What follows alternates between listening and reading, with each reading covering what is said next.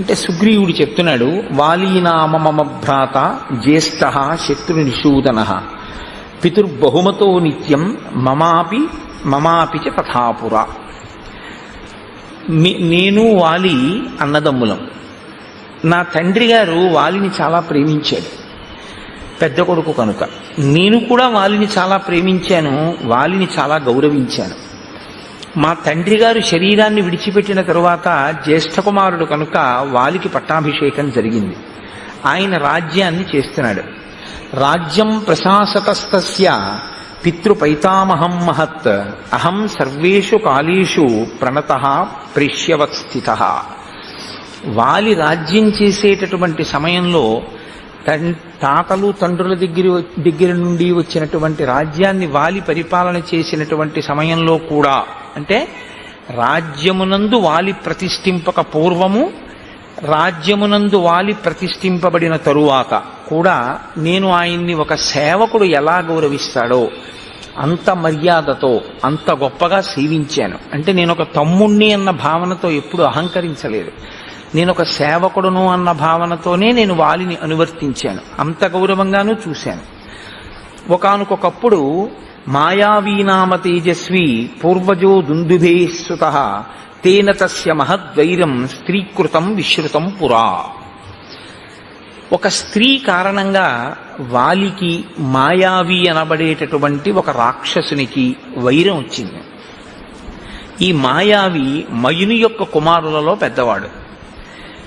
అంటే మీకు వాలి యొక్క శీలం ఎటువంటిది, సుగ్రీవుని యొక్క శీలం ఎటువంటిది ఒక గీత గీసి మహర్షి మాటల్లోనే చూపిస్తూ ఉంటారు. ఒక స్త్రీ కారణంగా వైరం, అంటే ఒకే స్త్రీని ఇద్దరు కాంక్షించి ఉన్నారు. కాబట్టి వాలికి మయుడికి మధ్యలో అభిప్రాయ భేదాలు వచ్చాయి. ఒకానొక రాత్రి వేళ, ఒక అర్ధరాత్రి సమయంలో ఆ మయుడు కిష్కింధా నగరానికి చేరుకున్నాడు. అప్పటికి వాలి నిద్రపోతున్నాడు. ఆయన వచ్చి ఒక పెద్ద సింహనాదం చేశాడు. ఓ వాలి, నువ్వు బయటికి రా, నిన్ను నేను నిర్జిస్తాను, నేను అందుకే వచ్చాను. అంటే వేళాపాళాలైనటువంటి క్రౌర్యం, వేళాపాళాలైనటువంటి ఆగ్రహం. అంటే ఇంకా అతను చేరిందే తడవు కిష్కింధ, వాలిని చంపెయ్యాలన్నంత క్రుద్ధుడై ఉన్నాడు. కాబట్టి ఇప్పుడు ఆయన ఒక పెద్ద కేక వేశాడు. వెంటనే వాలి లేచి, నేను ఏదో మధువు సేవించి ఉన్నాను, రాత్రి వేళ కనుక నిన్ను నిగ్రహించలేని అనుకుంటున్నావేమో, నువ్వు అక్కడే నిలబడు, నేను వస్తున్నాను, నీతో తలపడతానని వాలి కూడా గబగబా బయలుదేరి యుద్ధానికి వెళ్ళాడు. వాలిని అనుగమించి సుగ్రీవుడు కూడా వెళ్ళాడు. ఎందుకనంటే వాలి సుగ్రీవుల యొక్క ప్రేమ, ఈ వైరం రానంతకాలం కూడా రామలక్ష్మణుల మధ్య ప్రేమ ఎలా ఉంటుందో అలాగే ఉంటుంది అని నేను మాట అంటే అంత పెద్ద దోషభూయిష్టమైనటువంటి మాట ఏం కాదది. ఎందుకంటే ఇంచుమించు అంత ప్రేమతోనూ ఉంటారు ఇద్దరు. సుగ్రీవుడు అలా అనువర్తించాడు, వాలి కూడా అంత ప్రేమించినట్లే కనపడుతుంది మనకి. కాబట్టి సతుమే భ్రాతరం దృష్ట్వా మాం చ దూరాదవస్థితం అసురో జాత సంత్రాసః ప్రదుద్రావ తతో భృశం. చాలా దూరం నుంచి వాలిని సుగ్రీవుణ్ణి చూశాడు. చూసి ఇంత యుద్ధానికి వచ్చి వాలిని మట్టు పెడతానని పెద్ద పెద్ద కేకలు వేసి సింహనాదం చేసినటువంటి ఆ మాయావి, ఆ మయుని కుమారులలో పెద్దవాడైనటువంటి మాయావి ఒక్కసారి పరుగు లంఘించుకున్నాడు. వెనక్కి తిరిగి ఆయన పరిగెత్తి వెళ్ళిపోతున్నాడు. విడిచిపెట్టలేదు వాలి ఆయన్ని తరిమాడు. ఆయన వెళ్ళి ఆ మాయావి పచ్చగడ్డితో ఉన్నటువంటి ఒక పెద్ద బిలంలోకి, భూగృహంలోకి ప్రవేశించాడు. ప్రవేశించి దానిలోకి వెళ్ళిపోయాడు. అది చాలా చీకటిగా ఉంది. ఆ బిలం లోపలికి వెడితే అతను ఎక్కడున్నాడో, అతని పరివారం ఎవరైనా ఉన్నారో, ఇంకా ఎవరైనా యుద్ధానికి తలపడతారో తెలియని పరిస్థితి. కాబట్టి ఇప్పుడు వాలి అందులో ప్రవేశిస్తుంటే సుగ్రీవుడు నమస్కారం చేసి అన్నాడు, అన్నయ్య నేను కూడా నీతో వస్తాను అన్నాడు. అంటే మీరు ఇది చెప్పేటప్పుడు రాముడితో చెప్తున్నాడు సుగ్రీవుడి కథ. సుగ్రీవుని యొక్క మనస్సు ఎంత పరిశుద్ధంగా ఉందో, అన్న పట్ల భిన్నాభిప్రాయం ఉన్నవాడు కాడు. అన్న రాజ్యాన్ని కైవసం చేసుకుందామనేటటువంటి ఉద్దేశ్యం ఉన్నవాడు కాడు. కాబట్టి అన్న నేను నిన్ను అనుగమించి ఈ భూగృహంలోకి వస్తాను అన్నాడు. శాపయిత్వాతు మాం పద్భ్యాం ప్రవివేశ బిలం మహత్. వాలి అన్నాడు, నేను నా పాదముల మీద ఒట్టు పెడుతున్నాను, నువ్వు నాతో రావద్దు. నేను లోపలికి వెళ్ళి ఆ రాక్షసుని మట్టు పెట్టి తిరిగి వస్తాను. నేను తిరిగి వచ్చే వరకు నువ్వు ఈ బిలద్వారం దగ్గర కాపు కాయి. కాబట్టి ఇప్పుడు నేను ఈ మాట ఇతపూర్వం అరణ్యకాండలో రామచంద్రమూర్తి కూడా ఓసారి అన్నారు, నా పాదముల మీద ఒట్టు, నువ్వు సీతమ్మని తీసుకుని గుహలోకి వెళ్ళు, నేను యుద్ధం చేస్తాను 14,000 మంది ఖరదూషణాదులతోనని. కాబట్టి ఇప్పుడు సుగ్రీవుడు బిలద్వారం దగ్గర నిలబడ్డాడు. వాలి అత్యంత వేగంతో ఆ బిలంలోకి ప్రవేశించాడు. తస్య ప్రవిష్టస్య బిలం సాగ్రహ సంవత్సరో గతః. వాలి బిలంలోకి వెళ్ళిపోయాడు, సుగ్రీవుడు అక్కడ నిలబడ్డాడు. 1 సంవత్సరం అయిపోయింది. ఆయన తిరిగి రాలేదు. లోపల నుంచి ఏమీ చప్పుడు వినపడలేదు. 1 సంవత్సరం ఎదురు చూశాడు, తిరిగి వస్తాడేమోనని. రాలేదు. కానీ 1 సంవత్సరం అయిపోయిన తర్వాత సఫేనం రుధిరం రక్తం అహం దృష్ట్వా సుదుఃఖితః. నురుగుతో కూడినటువంటి రక్త ప్రవాహం ఆ బిలంలోంచి పైకి రావడం మొదలుపెట్టింది. పైగా లోపల నుంచి వాలి వేసినటువంటి ఆర్తనాదములు, అంటే కొంచెం భయంతో కూడినటువంటి కేకలులా వినపడ్డాయి సుగ్రీవుడికి. అవి భయంతో వేశాడా వేయలేదా కాసేపు పక్కన పెట్టండి, ఆయనకు అలా వినపడ్డాయి. అహం త్వవగతో బుద్ధ్యా చిహ్నైస్తై భ్రతరం హతం సిధాయ చ బిలద్వారం శిలయా గిరిమాత్రయా శోకార్తశ్చోదకం కృత్వా కిష్కింధామాగత సఖే. సఖే అంటే ఓ రామ, ఓ స్నేహితుడా అని రాముణ్ణి ఉద్దేశించి మాట్లాడుతున్నాడు. ఓ స్నేహితుడా, నాకు ఎప్పుడైతే వాలి యొక్క కేకలు వినపడ్డాయో, ఆర్తనాదములు వినపడ్డాయో, రాక్షసుల యొక్క హాహాకారములు కూడా నాకు వినపడ్డాయో, నేను వాలి రాక్షసుల చేతిలో నిహతుడయ్యాడు. అక్కడ ఒక్క మాయావియే కాదు, చాలా మంది రాక్షసులు ఉన్నారు. అందరూ కలిపి వాలిని మట్టు పెట్టారు అని నిర్ణయానికి వచ్చాను. వచ్చి వాళ్ళు పైకొస్తారేమోనని. ఎందుకంటే ఎప్పుడూ సుగ్రీవుడికి జీవితాంతం పోలికే. ఎటువంటి పోలిక అంటే, నా అన్నగారు చాలా గొప్పవాడు, నా అన్నగారు చాలా పరాక్రమవంతుడు, అన్న చెయ్యలేని పని నేను చెయ్యలేను అని ఒక ఆలోచన ఎప్పుడు సుగ్రీవుడికి. కాబట్టి నా అన్నగారే అంత ప్రమాదంలో ఉన్నాడంటే ఇప్పుడు నేను బిలంలోకి వెళ్ళి కానీ బిలద్వారం దగ్గర నిలబడగానే ఏం చేస్తాను? కాబట్టి లోపల ఉన్న రాక్షసులు పైకి రాకుండా చెయ్యాలనుకున్నాడు. అందుకని ఒక పెద్ద శిలను ఒక దాన్ని దొర్లించి తీసుకొచ్చి దాన్ని ఆ బిలద్వారానికి అడ్డంగా పెట్టేశాడు. ఇప్పుడు ఏమనుకున్నాడంటే, ఇక అందులోంచి రాక్షసులు పైకి రాలేరు, అందులో ఉండిపోతారనుకున్నాడు.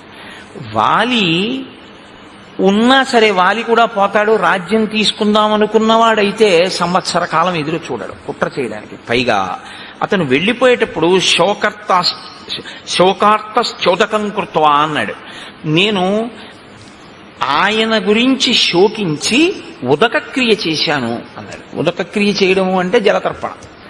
అంటే చనిపోయాడు అన్న భావనలో మనసులో అతనికి ఏం అనుమానం లేదు. బతికున్నాడో చచ్చిపోయాడో, నేను గబుక్కుని బిలానికి అడ్డంగా ఓ రాయి పెట్టేశాను, అలాంటి భావన ఏం లేదు. ఖచ్చితంగా వాలి మరణించాడని అనుకున్నాడు. అందుకే అతను ఉదకక్రియ కూడా చేసేసాడు. చేసేసి తిరిగి వచ్చాడు. నిజంగా రాజ్యం మీద సుగ్రీవుడికి వ్యామోహం ఉంటే వాలి చచ్చిపోయాడని మంత్రులకి చెప్పుండేవాడు. నేను బిలానికి అడ్డంగా ఒక శిలని పెట్టాను, ఉదకక్రియ చేశాను, వచ్చాను. కానీ అన్నయ్య చచ్చిపోయాడు అని నేను ఎలా చెప్పడం? అన్నయ్య ఏలినటువంటి రాజ్యాన్ని నేను ఏలగలనా? బహుశా అది ఆయన శంక. వాలి సింహాసనం మీద కూర్చుంటే అమ్మ బాబాయ్ వాలి పరిపాలిస్తున్నాడని ఎవరు రాలేరు. వాలి ఎంత సమర్థున్నా నేను వాలి కూర్చున్న సింహాసనం మీద కూర్చోడానికి యువరాజుగా వాలి పక్కన కూర్చోగలనేమో, కానీ వాలి లేకుండా నేనే స్వతంత్రంగా పరిపాలన చెయ్యగలిగినటువంటి వాణ్ణి కాను. అందుకని ఆయన మంత్రులకు చెప్పలేదు. కానీ వాళ్ళేం చేశారు? యత్నతో మంత్రిభిశ్రుతం. వాళ్ళు గుచ్చి గుచ్చి గుచ్చి గుచ్చి ప్రశ్నించారు అనేక రకాలుగా. నువ్వు ఎందుకు వచ్చేసావు, వాలేడి, ఎందుకు రాలేదు, ఎప్పుడు వస్తాడు అని. దుఃఖముతో కూడుకున్నటువంటి మనసుతో ఉన్నవాడు కాబట్టి ఒక రోజున పైకి చెప్పేశాడు, వాలి మరణించాడు అని చెప్పాడు. ఎందుకని అంటే తను అలాగే నమ్మాడు. మంత్రులు అన్నారు, వాలి మరణించాడు, నువ్వు యువరాజువి, రాజు లేడు సింహాసనం మీద, సింహాసనం ఖాళీగా ఉండకూడదు, కాబట్టి ఉత్తరాధికారివి నువ్వే కనుక నీకు రాజ్యాభిషేకం చేస్తామన్నారు. అభిషిక్తంతు మాం దృష్ట్వా వాలీ సంరక్తలోచన మదీయాన్ మంత్రినో బద్ధ్వా పరుషం వాక్యమబ్రవీత్. ఈయనకి పట్టాభిషేకం చేశారు, సుగ్రీవుడు రాజ్యం చేస్తున్నాడు. సుగ్రీవుడు రాజ్యం చెయ్యడం మొదలుపెట్టినటువంటి కొద్ది కాలానికే వాలి వచ్చాడు. వాలి తిరిగి వచ్చి చూసి సుగ్రీవుడు రాజుగా ఉండడం చూడగానే ఆయన కళ్ళు ఎర్రపడ్డాయి. కుట్ర చేసి రాజ్యం పుచ్చుకున్నాడు అన్న భావన ఏర్పడింది. ఆయన సుగ్రీవుడిని అడగలేదు. అసలు సుగ్రీవుడు మాట్లాడడానికి కానీ సుగ్రీవుడు చెప్పడానికి కానీ అవకాశం ఇవ్వలేదు. సుగ్రీవుడు చెప్పింది నమ్మలేదు కూడా. కాబట్టి మదీయాన్ మంత్రినో బద్ధ్వా పరుషం వాక్యమబ్రవీత్. నా మంత్రులందరినీ ఖైదు చేసేసాడు. పైగా నన్ను చాలా పరుషంగా మాట్లాడాడు. ఏం మాట్లాడాడు అన్నది సుగ్రీవుడు చెప్పలేదు. పరుషంగా మాట్లాడాడు అంటే దాన్ని బట్టి మనం ఏమైనా అర్థం చేసుకోవలసి ఉంటుందంటే, నువ్వు రాజ్యకాంక్షతో కావాలని నన్ను చంపడం కోసమే బిలానికి శిల అడ్డుపెట్టి నేను లోపలికి వెళ్ళగానే అడ్డుపెట్టి వచ్చేసావు, వచ్చి రాజు అయ్యావు. సంవత్సరం ఎదురు చూసి వచ్చాడు అన్నదాన్ని వాలి ఊహించలేదు. వెళ్ళగానే బిలానికి శిల అడ్డుపెట్టాడు అనుకున్నాడు. కాబట్టి నిగ్రహేతి సమర్థస్య తం పాపం ప్రతిరాఘవ న ప్రావర్తత మే బుద్ధి భ్రాతుర్గౌరవయంత్రిత. నేనప్పుడు రాజ్యాధికారమునందున్నాను. బలవంతుడా బలహీనుడా కాసేపు పక్కన పెట్టండి. అధికారంలో ఉండడం చాలా గొప్ప బలం. ఎందుచేత అంటే సైన్యం అంతా కూడా సహకరిస్తుంది. రాజ్యాధికారం అటువంటిది. కాబట్టి నేను అధికారంలో ఉన్నాను. కాబట్టి నేనే తలుచుకుంటే వాలిని నిగ్రహించగలను. కానీ నేను నిగ్రహించలేదు. హత్వా శత్రుం సమే భ్రాత ప్రవివేశ పురం తదా మానయం స్తం మహాత్మానం యథావచ్చాభ్యవాదయం. నేను అభివాదం చేశాను. మొన్నటి రోజున మీకు నేను మనవి చేశాను. అభివాదము అన్న మాటకు అర్థం ఏమిటో. అభివాదము అంటే నిలబడి చేసేది కాదు. వంగి మోకాళ్ల మీద రెండు చెవులు పట్టుకుని చేస్తే అభివాదం. కాబట్టి రెండు చెవులు పట్టుకుని నేను అభివాదం చేశాను. అలా అభివాదం చేస్తే గుర్తేమిటంటే ఆశీర్వచనాన్ని అపేక్షించినట్లు. అభివాదం చేసినప్పుడు వెంటనే ఆశీర్వచనం చేస్తారు. కాబట్టి నాకు ఆశీర్వచనం చెయ్యలేదు మా అన్నయ్య. నేను అభివాదం చేసి మా అన్న పక్కన నిలబడ్డాను. ఉక్తాశ్చ నాశిషస్తేన సంతుష్టేన అంతరాత్మన. ఆయన మనసులో తృప్తిని పొందలేదు నేను అలా అభివాదం చేసినా కూడా. ఆయన నాకు ఆశీర్వచనం చెయ్యలేదు. నత్వా పాదావహం తస్య మకుటేనా స్పృశం ప్రభో అపి వాలీవమ క్రోధాత్ న ప్రసాదం చకారసః. నేను నా కిరీటం ఆయన పాదాలకు తగిలేటట్టుగా వంగి ఆయన పాదములకు నా కిరీటాన్ని తగల్చి నమస్కరించాను. నమస్కరించి నేను ఆయనతో ఒక మాట చెప్పాను. అన్నయ్య, నేను యథార్థంగా రాజ్యం కోరుకోలేదు. నువ్వు మంత్రులను అడుగు. నేను ఒక సంవత్సరం ఎదురు చూశాను నువ్వు వస్తావని. నురుగుతో కూడిన రక్తపు వరద వచ్చింది. నేను నీకే ప్రమాదం జరిగింది అనుకున్నాను. అందుకని ఒక సంవత్సరం తర్వాత ఒక బండ అడ్డంగా పెట్టి తిరిగి వచ్చేశాను. నేను మంత్రులకు చెప్పలేదు. వారు నన్ను గుచ్చి గుచ్చి ప్రశ్నించారు. ప్రశ్నించి వాళ్ళు బలవంతంగా నాకు పట్టాభిషేకం చేశారు. అభిషిక్తోన కామేన తన్మేత్వం క్షంతుమర్హసి. నేను కావాలని చేసుకున్న పట్టాభిషేకం కాదు.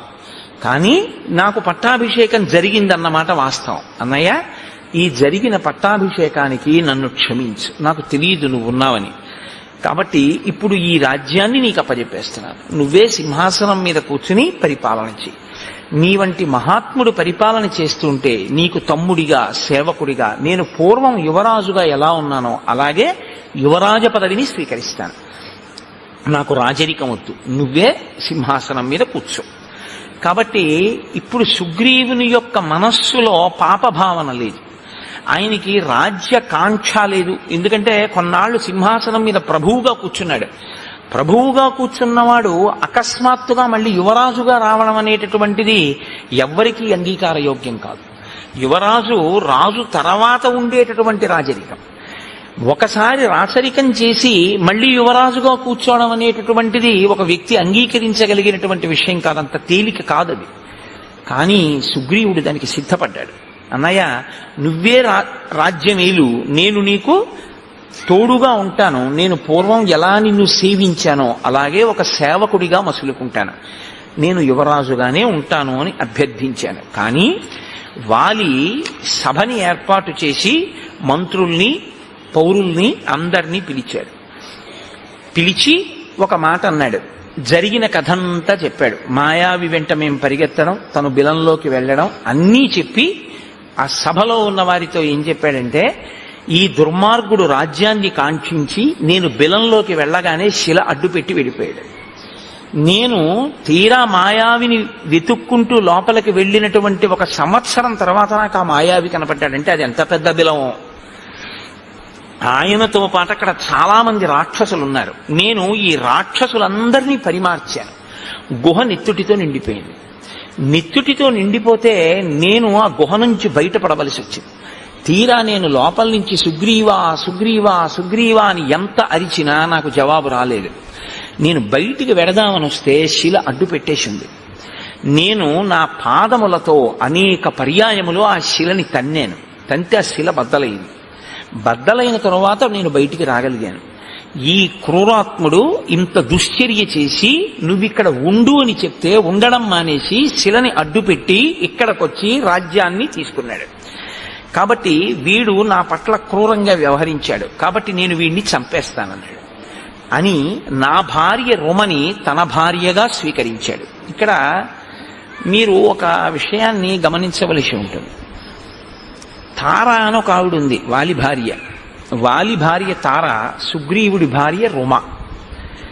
వాలి తారతో కలిసి రాజ్యం వెళుతుండేవాడు. వాలి మరణించాడు అని తెలిసిన తర్వాత, అంటే వాలి మరణించాడు అనుకున్న తర్వాత ఆమె సుగ్రీవుడికి భార్య అయింది తార. వాలి వచ్చేంత వరకు సుగ్రీవుడి భార్యగానే ఉంది తార. సుగ్రీవుణ్ణి తరిమేశారు. తరిమేశాక ఆవిడ మళ్ళీ వాలి భార్య అయింది. మళ్ళీ తర్వాత సుగ్రీవుడు వాలిని చంపేశాడు. ఆమె మళ్ళీ సుగ్రీవుడికి భార్య అయింది. మరప్పుడు సుగ్రీవుడి యందు మాత్రం దోషం లేదా? మరి అప్పుడు రాముడు ఎలా ఊరుకున్నాడు? చంపిన తరువాత వాలి భార్య తారని సుగ్రీవుడు చేపడితే అది కూడా దోషమేగా. వదిన గారిని స్వీకరించడం తల్లితో సమానం కదా. మరి అప్పుడు సుగ్రీవుణ్ణి కూడా చంపేయాలిగా. మరి ఎందుకు చంపలేదు? మరి రుమని, సుగ్రీవుడి భార్య రుమని వాలి స్వీకరిస్తే వాలి మీద ధర్మం తప్పిన వాడివి అని వాలినెందుకు సంహరించాడు రామచంద్రమూర్తి? కిష్కింధకాండలో మీరు చాలా జాగ్రత్తగా దాన్ని పరిశీలనం చేయవలసి ఉంటుంది.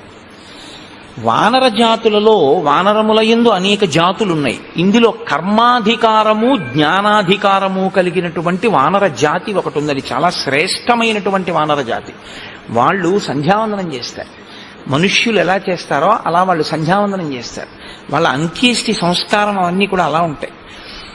వాలి సుగ్రీవుడు సంధ్యావందనం చేసేటటువంటి వానర జాతిలో వచ్చినటువంటి వాళ్ళు. సంధ్యావందనం చేసే అధికారం ఉన్నటువంటి వానర జాతిలో ఒక నియమం ఉంది. అన్న వదిన, తమ్ముడు మరదలు 2 జంటలుండగా ఏ కారణం చేతనైనా అన్నగారు కాని తమ్ముడు కాని మరణిస్తే, మరదలు కాని వదిన గారు కాని మిగిలినటువంటి వారిని, అంటే ఒక ఉదాహరణ చెప్పాలి అంటే అన్నగారు మరణించాడు అనుకోండి, ఇప్పుడు ఆ వదిన గారు తనంత తాను కోరుకుంటే తమ్ముడికి భార్య అవ్వచ్చు. అలాగే తమ్ముడు మరణించాడు అనుకోండి, తమ్ముడి భార్య కోరుకుంటే అన్నగారికి భార్య కావచ్చు. అది వాళ్ళ ధర్మం, అది వాళ్ళ నియమం. అది మీరు మన నియమాలని తీసుకెళ్ళి అక్కడ పెట్టకండి. వాళ్ళ నియమం అలా ఉంది, అది వాళ్ళకి ధర్మబద్ధం. కాబట్టి వాలి భార్యగా తార ఉన్నంతకాలం సుగ్రీవుడు ఎప్పుడూ స్వీకరించలేదు. వాలి మరణించాడు అని పరిపూర్ణంగా నమ్మాడని గుర్తేమిటంటే పట్టాభిషేకం చేసుకుని తారని కూడా తీసుకున్నాడు. ఆవిడ అంగీకరించింది సుగ్రీవుడు భార్యగా ఉండడానికి, కాబట్టి స్వీకరించాడు. ఇప్పుడు తప్పు లేదు. సుగ్రీవుడు కళ్ళ ముందు బతికున్నాడని వాలికి తెలిసి రుమని స్వీకరించాడు. ధర్మం తప్పాడు, అందుకుని చంపాడు. ఇది మీరు పట్టుకోవలసి ఉంటుంది.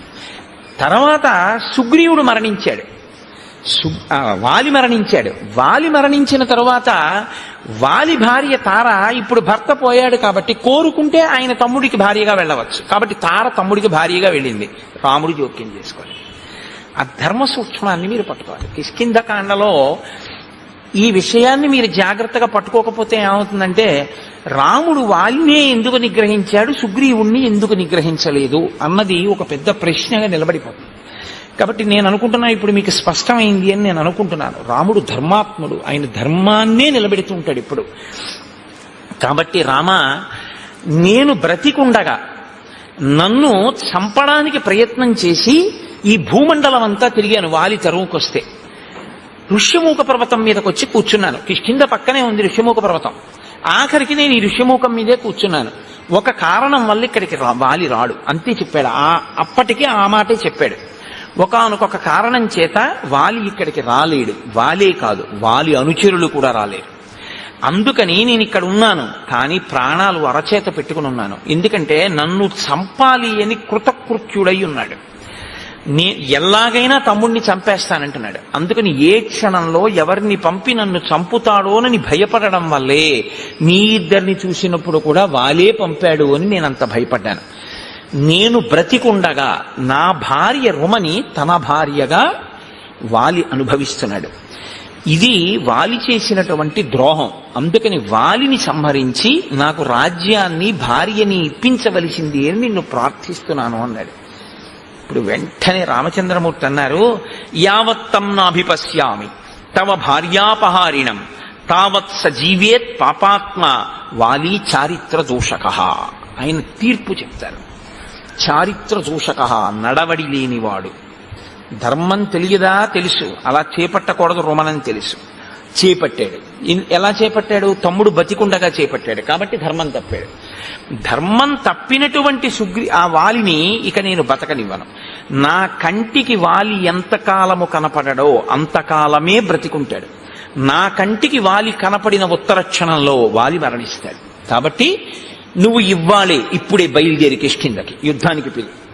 బయటికి వస్తాడు, నేను వాలిని చంపేస్తాను. సరే, బయలుదేరారు. ఆ వాలి, ఆ సుగ్రీవుడు రామచంద్రమూర్తితో, మీ పరాక్రమం మీద నాకు ఎటువంటి అనుమానం లేదు, మీరు ఇంద్రుడితో తుల్యమైన వారు, మీరు వాలిని నిగ్రహించగలరు, వాలినేమి 3 లోకములనే నిగ్రహించగలరు, అంతటి పరాక్రమ సంపన్నులు. అటువంటి మీతో నాకు మైత్రి ఏర్పడడం చాలా గొప్ప విషయం, చాలా సంతోషించవలసిన విషయం. రాజ్యభ్రష్టుడైన ఒక వానరుణ్ణి నేను, అటువంటి వానరుడితో మీరు స్నేహం చేశారు. పైకంటూ ఉంటాడు ఈ మాటలు, కానీ సుగ్రీవుడి మనసులో ఉన్న భావనలన్నీ వేరు. ఈ సందర్భంలో ఎందుకో తెలుసా అండి, ఆయన ఎప్పుడైనా సరే లక్ష్మణుణ్ణి అసలు కూర్చోమని చెప్పడం. ఆయన ఎప్పుడైనా కూర్చోమంటే రాముణ్ణే కూర్చోమంటాడు. రాముణ్ణి కూడా ఎలా కూర్చోమంటాడంటే, ఒక కొమ్మ విరిచి వేసి 2 పర్యాయాలు చేశాడు అలాగా. ఒక కొమ్మ విరిచి వేసి దాని మీద తను కూర్చుని రాముణ్ణి కూర్చోమంటాడు. ఒకసారి అయితే ఏమైందంటే, రామలక్ష్మణులు ఇద్దరు నిలబడ్డారు, తను కూర్చుని మాట్లాడాడు. ఆ తరువాత ఏం చేశాడంటే, చూసి రామ మీరు కూర్చోండి అని లేచి ఒక మద్ది చెట్టు కొమ్మ విరిచి ఆసనంగా వేసి కూర్చోండని తను కూర్చుని ఇలా కూర్చోమన్నాడు. అంటే మహాత్ముల సరసన కూర్చోవడం, మహాత్ములతో సమానంగా కూర్చోవడం వారిని అవమానించడం. అంటే వారు కూర్చోమంటే కూర్చోవచ్చు, అందులో దోషం లేదు. అలా ఉండకూడదు. మనం ఆ గమనించగలిగినటువంటి స్థితిని చూడాలి. ఇది సుగ్రీవుడికి తెలియదా? రాముడు మహాత్ముడని తెలియదండి, తెలియకపోవడం వల్ల అలా ప్రవర్తించాడు అని మీరు అన్నారనుకోండి. లేకపోతే మహాత్ములతో అలా ప్రవర్తించకూడదని సుగ్రీవుడికి తెలియదండి అని మీరు అన్నారనుకోండి. మహాత్ములతో అలా ప్రవర్తించకూడదన్న విషయం సుగ్రీవుడికి తెలుసు అనడానికి మహర్షి ఒక సాక్ష్యాన్ని చూపిస్తారు. నేను మీకు ఎదర వచ్చినప్పుడు చూపిస్తాను. అంటే తెలిసి అలా ప్రవర్తించాడు. ప్రవర్తించి మీ అంతటి వారు నాతో స్నేహం చేస్తున్నారు, ఇంకింతకన్నా ఏం కావాలంటాడు. కానీ మనసులో అనుమానపడుతుంటాడు. ఏమనుమానపడ్డాడంటే, ఆగండి వెడదాం, పిలుస్తాను వాలిని, యుద్ధం చేస్తాను, మీరు చంపుదురు కానీ నేను ఒక్క మాట చెప్తాను, కొంచెం వినండి అన్నాడు. దేని గురించి భయం సుగ్రీవుడికి అంటే, ఇప్పుడు బయటపడుతున్నాడు. సముద్రాత్ పశ్చిమాత్ పూర్వం దక్షిణాదపి చోత్తరం క్రామత్య నుదితే సూర్యే వాలి వ్యపగత క్లమః. వాలి ప్రతిరోజు సూర్యోదయానికి పూర్వం బ్రాహ్మీ ముహూర్తంలో నిద్రలేస్తాడు. చాలా మంచి అలవాటు. రావణుడు కూడా లేస్తాడు. కానీ ఇద్దరికీ ఉన్న లక్షణం ఏమిటో తెలుసా అండి? ఆయనకి కామం, ఈయనకి అహంకారం. నాకు బలం ఉంది అని.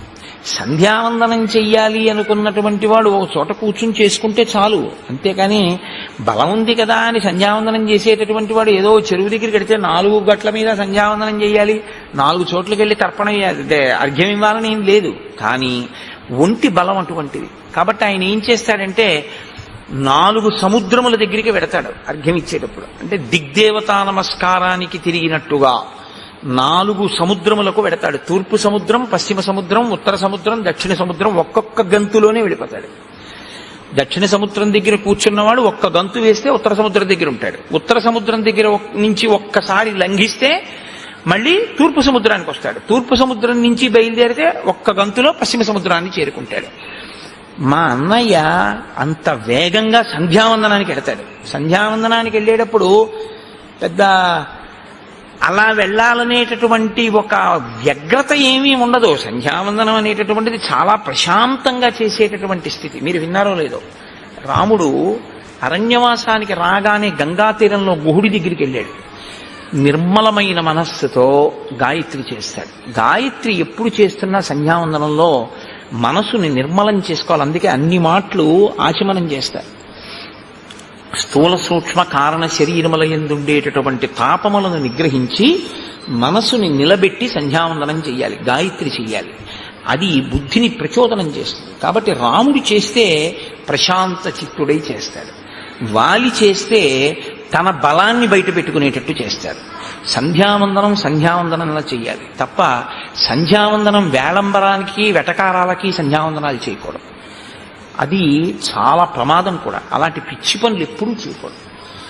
దాన్ని చేసేటప్పుడు తదేక దృష్టితో జాగ్రత్తగా ఆ మర్యాదతో ఆ గౌరవంతో చేయవలసి ఉంటుంది. కాబట్టి 4 సముద్రముల దగ్గరికి వెడతాడు మా అన్నయ్య. ఒక్కొక్క గంతులో వెళ్ళిపోతాడు. అయిపోయిన తరువాత ఏం చేస్తాడో తెలుసా? సంధ్యావందనం అయ్యాక అంటే సూర్యోదయం అయిపోయే లోపల ప్రాయశ్చిత్తం లేకుండా కదా అర్ఘ్యం ఇచ్చేయాలి. కాబట్టి త్వరతో ముందు సంధ్యావందనం చేస్తాడు. చేసిన వెంటనే ఏం చేస్తాడంటే అగ్రాణ్యారుహ్య శైలానాం శిఖరాణి మహాంత్యపి ఊర్ధ్వముత్పాత్య తరసా ప్రతిగృహ్ణాతి వీర్యవాన్. ఆయన పర్వతముల యొక్క శిఖరముల దగ్గరికి వెళ్ళి నించుంటాడు. నించుని ఆ పర్వత శిఖరములను ఊపి చేత్తో బంతులు పట్టుకున్నట్టు పట్టుకుంటాడు. పట్టుకుని ఈ శిఖరములను గాలిలోకి ఎగరేస్తాడు. ఎగరేసి పట్టుకుంటూ ఉంటాడు కింద పడకుండా. పర్వత శిఖరములను పిరికి ఆడుకోవడం మా వాడికి పొద్దున్నే చేసుకునే వ్యాయామం లాంటిది. బంత్యాట కింద లెక్కది. శిఖరములతో ఆడుకుంటాడు అలాగా. అంటే ఎంతటి బలవంతుడో, ఎంతటి వేగమున్నవాడో గమనించు. బలం ఉండడం ఒకెత్తండి, బలానికి పక్కన వేగం ఉండడం మరింత ద్విగుణీకృత బలం. అది బలం ఉన్న చోట వేగం ఉండాలని లేదు, వేగం ఉన్న చోట బలం ఉండాలని లేదు. బలము వేగము కూడా ఉన్నాయనుకోండి, చాలా కష్టం ఇంకా పట్టుకోవడం. అంత వేగంగా వచ్చి మీద పడిపోతాడు. అంత వేగమున్నవాడు, అంత బలమున్నవాడు మా అన్నయ్య. బహవః సారవంతశ్చ వనేషు వివిధాద్రుమాః వాలినా తరసా భగ్న బలం ప్రథయతాత్మనః. మా అన్నయ్య పచ్చగా ఉన్నటువంటి ఆకులతో ఉన్న సాలవృక్షముల దగ్గరికి వెడతాడు. వెళ్ళి ఆకాశమంతెత్తి పెరిగిపోయి కొమ్మలతో రెమ్మలతో పచ్చి ఆకులతో ఉన్న సాలవృక్షం దగ్గరికి వెళ్ళి దాని మొదలు పట్టుకుని ఒకసారి ఊపుతాడు. ఊపి పైకి చూస్తాడు. చూస్తే అపర్ణః, ఇహ ఆకులు ఉండవు ఆ చెట్టుకి, అన్ని ఆకులు కింద పడిపోతాయి. పచ్చాకు పడ్డం చాలా కష్టం, పచ్చాకు ఊడదు. కానీ మా అన్నయ్య సాలవృక్షాన్ని కదిపితే ఆకులన్నీ ఊడి కింద పడిపోతాయి. అంతటి మహాబలవంతుడు. అంటే ఏమిటి? నిన్ను నమ్మి నేను వెళ్ళొచ్చా? నేను వెళ్ళి యుద్ధానికి పిలిచిన తరువాత నువ్వు తట్టుకోలేకపోతే, ఏదో వాలి చంపేస్తానంటున్నావు, మంచిదే పాపం, ఏదో మిత్రత్వంతో. కానీ తీరా అక్కడికి నువ్వు వచ్చి కాళ్ళు చాపావనుకో, నా పరిస్థితి ఏమిటి? వదిలిపెట్టండి నన్ను ఇంకా. కాబట్టి మా అన్నయ్య బలం ఏమిటో ముందు తెలుసుకో. అంటే రాముని మీద కించిత్ అనుమానం ఉంది. రాముని యొక్క బలం మీద పరిపూర్ణమైనటువంటి విశ్వాసం ఉన్నవాడు కాదు. ఈ మాట చెప్పిన తరువాత ఇంకొకటి చెప్తున్నాడు. మహిషోదుందుభిర్నామ కైలాస శిఖర ప్రభ బలం నాగసహస్రస్య ధరయామాస వీర్యవాన్. దుందుభి అని ఆ మాయావి యొక్క తమ్ముడు, వాడికన్నా గొప్పవాడు వీడు. వీడికి 1000 ఏనుగుల యొక్క బలం ఉన్నటువంటి వాడు. 1000 ఏనుగుల బలం ఉంటే వచ్చిన ఇబ్బంది ఏముందండి? దానికి పెద్ద గొడవ ఉంది. ఆయన బలం అయింది, ఆయన తిండి అయింది. కానీ వచ్చిన బాధ ఏమిటంటే బలం ఉంది కాబట్టి రోజు ఎవరో ఒకళ్ళతో యుద్ధానికి వెళ్తాడు. యుద్ధానికి వెళ్ళడానికి ఆయనకి ఈయనకి ఏమీ అభిప్రాయ భేదాలు ఉండక్కర్లేదు. బలవంతులు ఎవరని అడుగుతాడు. బలానా ఆయన బలవంతుడండి అన్నారనుకో, నేను పొద్దున్నే వెళ్ళి వాళ్ళ ఇంటి ముందుకు వెళ్ళి జబ్బలు తెరుస్తాడు, వస్తావా రావా యుద్ధం చేస్తానంటాడు. అంటే ఓడించేయాలంతే. నేను బలవంతుడననేటటువంటి ఒక ఖండకావరం అనమాట.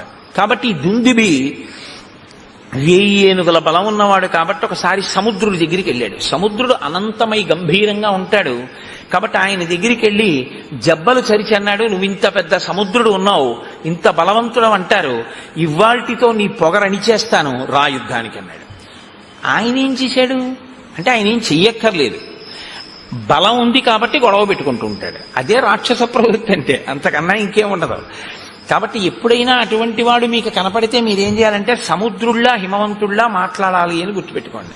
తప్ప మీరు యుద్ధానికి వెళ్ళిపోకూడదు, వాళ్ళే మీరు కూడా రెచ్చిపోకూడదు. కాబట్టి సముద్రుడు ఎంత గంభీరంగా మాట్లాడాడంటే ఆయనే గాంభీర్యం సముద్రం అంటే.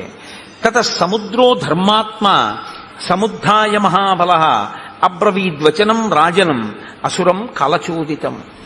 కాలము చేత గ్రసింపబడడానికి సిద్ధపడుతున్నటువంటి ఆ దుందుపికి ఈ కండకావరం పెరిగింది. కాబట్టి సముద్రుడి దగ్గరికి వెడితే సముద్రుడు లేచన్నాడు, నీతో నేనేమి యుద్ధం చేస్తానయ్యా, సమర్థో నాస్మితే దాతుం యుద్ధం యుద్ధ విశారద శ్రూయతాం చాభిదాస్యామి ఎస్తే యుద్ధం ప్రదాస్యతి. శైలరాజో మహారణ్యే తపస్వి శరణం పరం శంకర శ్వశురో నామ్నా హిమవానితి విశ్రుతః గుహప్రస్రవణోపేతో బహుకందర నిర్ఝర స సమర్థస్తవ ప్రీతిం అతులాం కర్తుమాహవే. ఉత్తర దిక్కున హిమవంతుడున్నాడు. హిమవంతుడు చాలా పెద్ద పర్వతం. ఋషులందరూ ఆయన్ని ఆశ్రయించి ఉంటారు, తపస్సు చేసుకోవడానికి ఆ హిమవత్ పర్వతం మీద ఉంటారు. ఆయన యందు పెద్ద పెద్ద గుహలున్నాయి, అనేకమైన నదులు పుట్టి ఆయన మీద ప్రవహిస్తూ ఉంటాయి. అంత బలవంతుడు, పైగా శంకరుడికి మామగారు. కాబట్టి ఆ హిమవంతుడి దగ్గరికి వెళ్ళి అడుగు, ఆయన చేస్తాడు యుద్ధం. నీలాంటి వాడితో నేనేం యుద్ధం చేస్తాను, కాబట్టి నాతో యుద్ధం అక్కర్లేదు, నేనే చెప్తున్నానుగా చేయలేనని ఆయన దగ్గరికి వెళ్ళన్నాడు. వాడు వెంటనే అయితే నువ్వు చేయలేవన్నమాట, కాబట్టి ఓడిపోయినట్టే. వాడికి అక్కడతో ఆ కోరిక తీరిపోయింది. కాబట్టి ఇప్పుడు కానీ వాడికి ఆ తీట వదిలిపోతూ ఉండాలి, రోజు ఎవరో ఒకళ్ళతో యుద్ధం చెయ్యాలి వాడు. కాబట్టి వాడు హిమవంతుడి దగ్గరికి వెళ్ళాడు. పిలిచి, నువ్వు నాతో యుద్ధం చెయ్యాలి, సముద్రుడు నీ గురించి ఇంత గొప్పగా చెప్పాడు, నేను నీతో యుద్ధానికి వచ్చానన్నాడు. అంటే ఆయన అన్నాడు, దేనికి యుద్ధం, మన ఇద్దరి మధ్య వైరమేం లేదు, నిష్కారణంగా నాతో యుద్ధం ఎందుకు అంటే, లేదు నాకు బలం ఉంది, నువ్వు బలవంతుడవో నేను బలవంతుడినో తేలిపోవాలన్నాడు. నీ అంత బలవంతుడిని నేను కాదని నేనే చెప్తున్నాను. నేనేదో తాపసులకే ఆశ్చర్యం ఇస్తూ ఉంటాను, వాళ్ళు తపస్సు చేసుకుంటూ ఉంటారు నా దగ్గర, నేను అందుకు పనికి వచ్చేవాడినే కానీ ఇలా యుద్ధాలు అవినే చేయలేనన్నాడు. నువ్వు యుద్ధమన్నా చెయ్యి, నాతో యుద్ధం చేసేవాడినన్నా చూపించన్నాడు. అదో పెద్ద విచిత్రమైనటువంటి విషయం. ఒక్కొక్కడి స్థితి, రాక్షసత్వం అన్న మాట అంత ప్రబలంగా ఉంటుంది వాళ్ళలో ఉండేటటువంటి మనఃప్రవృత్తి. అంటే ఆయన అన్నాడు, వాలీనామ మహాప్రాజ్ఞ శక్రతుల్య పరాక్రమ అధ్యాస్తే వానర శ్రీమాన్ కిష్కింధాం అతుల ప్రభాం స సమర్థో మహాప్రాజ్ఞ తవ యుద్ధ విశారద ద్వంద్వయుద్ధం మహద్దాతుం నముచేరివ వాసవ. నముచికి ఇంద్రుడికి యుద్ధం జరిగితే ఎలా ఉంటుందో అలా ఉంటుంది నువ్వు వాలితో యుద్ధం చేస్తే. కిష్కింధారాజ్యాన్ని పరిపాలన చేస్తున్నాడు, మహాబలవంతుడు, నీకు తగినవాడు, ఆయనతో యుద్ధం చెయ్యి, మీ ఇద్దరికీ సరిపోతుంది, బాగుంటుంది, నేను నాతో ఎందుకు, అక్కడికి వెళ్ళన్నాడు. అంటే మళ్ళీ ఒక్క గంతులో అక్కడి నుంచి ఇక్కడికి వచ్చారు. కానీ పాపం అప్పటికే తిరిగాడు కదండి. మరి ఓసారి సముద్రుడి దగ్గరికి వెళ్ళాడు, ఓసారి హిమవంతుడి దగ్గరికి వెళ్ళాడు. దేనికి? ఓ పుణ్యమా పురుషార్థమా? గొడవ తెచ్చుకోవడానికి వెళ్ళాడు. గొడవ పెట్టుకోలేదు వాళ్ళు గొడవ పెట్టుకోలేదన్న కక్ష కడుపులో ఉండిపోయింది.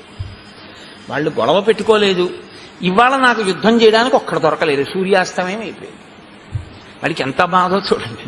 ఏదో ఇవాళ నేను అయ్యో ఒక్క గుడికి వెళ్ళలేదు, ఒక్క గోపురానికి వెళ్ళలేదు, రామాయణంలో ఒక్క శ్లోకం చదవలేదు, ఒక్కసారి రామనామం రాయలేదు, రామరామ అనలేదు, ఇవాళంతా ఏమిటో ఇలా గడిచిపోయింది అని భక్తుడు విసుక్కున్నట్లు వాడికి చాలా కోపం వచ్చింది. సూర్యాస్తమయం అయిపోయింది, ఒక్కడు గొడవకు వచ్చిన వాడు లేడు, ఒక్కడితో యుద్ధం దొరకలేదు, చీకటి పడిపోయింది. వీడు వస్తాడో రాడో, పడుకున్నాడో ఏమో. కాబట్టి ఇప్పుడు రెచ్చగొట్టడానికి కిష్కింధ వెళ్ళాడు. అప్పటికే బాగా చీకటి పడిపోయింది, ఊరుకోవచ్చు, కానీ రేపొద్దున మళ్ళీ ఎక్కడికైనా వెళ్ళిపోతానంటాడేమో అని కంగారు, యుద్ధానికి ముందే సిద్ధం చేసేసుకుంటే పోతుందని అంటే ఎంత వెర్రిగా ఉంటారో చూడండి ఒక్కొక్కళ్ళ మనస్తత్వం. మీరు ఇవి చూసి రామాయణం చూసి అలా ఉంటారనుకోకండి. నేను పేర్లు చెప్తే బాగుండదు, పేపర్లలో చదవట్లా మీరు? ఎంతమందో ఇలాంటి వాళ్ళు. కాబట్టి అయిన దానికి కాని దానికి జబ్బలు చదవడం, రా నాతో అంటూ ఉండడం, ఎంత రాక్షసత్వంతో ఉంటారు. కిమర్థం నగరద్వారం ఇదం వృద్ధ్వా వినర్దసి దుందుబే విదితో మేసి రక్ష ప్రాణాన్ మహాబల. వాలి ఈ దుందుబి చేసినటువంటి హడావిడి విన్నాడు. ఆయన వచ్చినవాడు ఊరుకున్నాడా? ఒక మహిష రూపంలో వచ్చాడు. వచ్చి ఒక పెద్ద మహానాదం ఒకటి చేశాడు. ఆ కిష్కిందంతా చెట్లున్నాయి, ఆ చెట్లన్నీ విరగ్గొట్టేస్తున్నాడు. గిట్టలతో భూమినంతటినీ కూడా ఇలా దున్నేసి ఆ పైకి మట్టి రేపేసి భూమిని బద్దలు చేసేస్తున్నాడు ఆ బలంతో. ఆ నగర ద్వారాన్ని భేదించేస్తున్నాడు, బద్దలు కొడుతున్నాడు. బద్దలు కొడుతుంటే వాలి నిద్ర లేచి అన్నాడు, ఎందుకురా, ఎవడరా అల్లరి చేస్తున్నవాడు, ఏమిట్రా అంత కంగారు వాడికి, ఎందుకు అలా ఆ నగర ద్వారాన్ని బద్దలు కొడుతున్నాడు అన్నాడు. అంతే ఆయన అడిగింది, నాకు నీతో యుద్ధం కావాలి, ఇప్పుడు చేస్తావా రేపు చేస్తావా అని అడిగితే అయిపోతుంది పోనీ. కానీ వీడన్నాడు, అంటే రాక్షసత్వం అంటే మాటలు ఎలా ఉంటాయో చూడండి. అకారణంగా నత్వం స్త్రీ సన్నిధౌ వీర వచనం వక్తుమర్హసి మమ యుద్ధం ప్రయచ్ఛాత్య తతో జ్ఞాస్యామి తే బలం. ఆడాళ్ళ దగ్గర కూర్చొని అరవడం కాదు. అంటే మరి రాత్రి అయిపోయింది, అంతఃపురవాసంలో రాణుల దగ్గర కదా ఉంటాడు. ఆడవాళ్ల దగ్గరుండి ఏదో పెద్ద వీరుళ్ళ ఎవడ్రా అని అడగడం కాదు, రా యుద్ధానికి, నీ బలం ఏంటో తేల్చేస్తానన్నాడు. ఎవరసలు వాడు? ఏమీ చెప్పడవు, కంగారు. అనుకుని మళ్ళీ ఏమనుకున్నాడో వెంటనే అభయం ఇచ్చాడు. ఫోన్లే, చీకటి పడిపోయాక వచ్చాను కదా అని, అధమాధారయిష్యామి క్రోధమధ్య నిశామి మాం గృహ్యతాం ఉదయ స్వైరం కామభోగీషు వానరా. ఫోన్లే, ఎలాగోలా కష్టపడి రేపు పొద్దుటి వరకు నేను ఈ కోపాన్ని ఇలాగే అట్టె పెట్టుకుంటాను. రేపు పొద్దున్న యుద్ధానికి రా, ఇవాళకి రాత్రి నీ రాణులతో హాయిగా కామోపభోగాన్ని అనుభవించు. ఎందుకు ఆ కోపాన్ని నిలబెట్టుకోవడం? ఎవడైనా కోపం వదిలేస్తానని చూడాలి. ఆయన అంటాడు, చాలా కష్టం మీద రేపు పొద్దుటి వరకు కోపాన్ని నిలబెట్టుకుంటానంటాడు. అంటే దుష్టుడి యొక్క మనఃప్రవృత్తి ఎలా ఉంటుందో చూడండి. ఉత్తమే క్షణకోపస్య మధ్యమే ఘటికాద్వయం మధమే స్యాదహోరాత్రం పాపిస్తే మరణాంతక. కష్టపడి కోపం నిలబెట్టుకోవడం ఎందుకండి? అది పోతుంటే హాయిగా వదిలిపెట్టేయాలి దాన్ని. అమ్మాయి మన ప్రయత్నం లేకుండా పోయిందిరా అనుకోవాలి. కానీ వాడికి అలా చిత్తశాంతి లేదు, దాన్ని కష్టపడి నిలబెట్టుకుంటున్నాడు, గిట్టలతో గీరేస్తున్నాడు, చెట్ల కొమ్మలు. అంటే రాత్రల్లా అలా చేస్తూ ఉంటాడు. నువ్వేం చెయ్యాలి, వాలి ఏం చెయ్యాలో చెప్తున్నాడు. ఇవాళ రాత్రికి నీ రాణులతో భోగించు. దీయతాం సంప్రదానంచ పరిష్వజ్య చ వానరాన్ సర్వశాఖాం మృగేందస్త్వం సంసాదయ సుహృజ్జనాన్. నువ్వు దాన ధర్మాలు ఏమైనా చెయ్యాలనుకుంటున్నావేమో, ఇవాళ రాత్రి చేసేసి, ఎవరికేమైనా ఇద్దామనుకుంటే ఇచ్చేసి.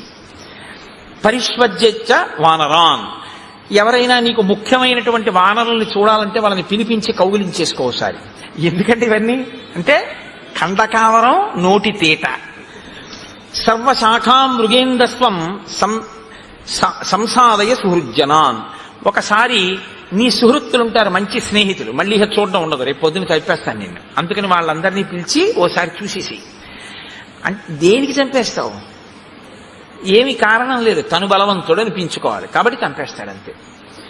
సుదృష్టాం కురు కిష్కింధాం కురుష్వాత్మ సమంపురే క్రీడస్వచ సహ స్త్రీభి అహం తే దర్పనాశన.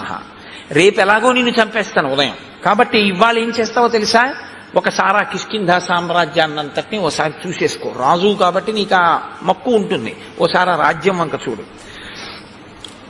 నీకు ఇష్టం కాబట్టి ఆ రాజధాని వంక కూడా ఓసారి చూసేయి. ఇవాళ రాత్రి నీకు ఇష్టమైనటువంటి స్త్రీలు ఎవరున్నారో వాళ్ళతో భోగించి, రేపు పొద్దున నిన్ను చంపేస్తాను. యోహిమత్తం ప్రమత్తం వా సుప్తం వా రహితం భృశం హన్యాత్ స భ్రూణ లోకే తద్విధం మదమోహితం. అసలు ఇప్పుడే చంపేద్దరు.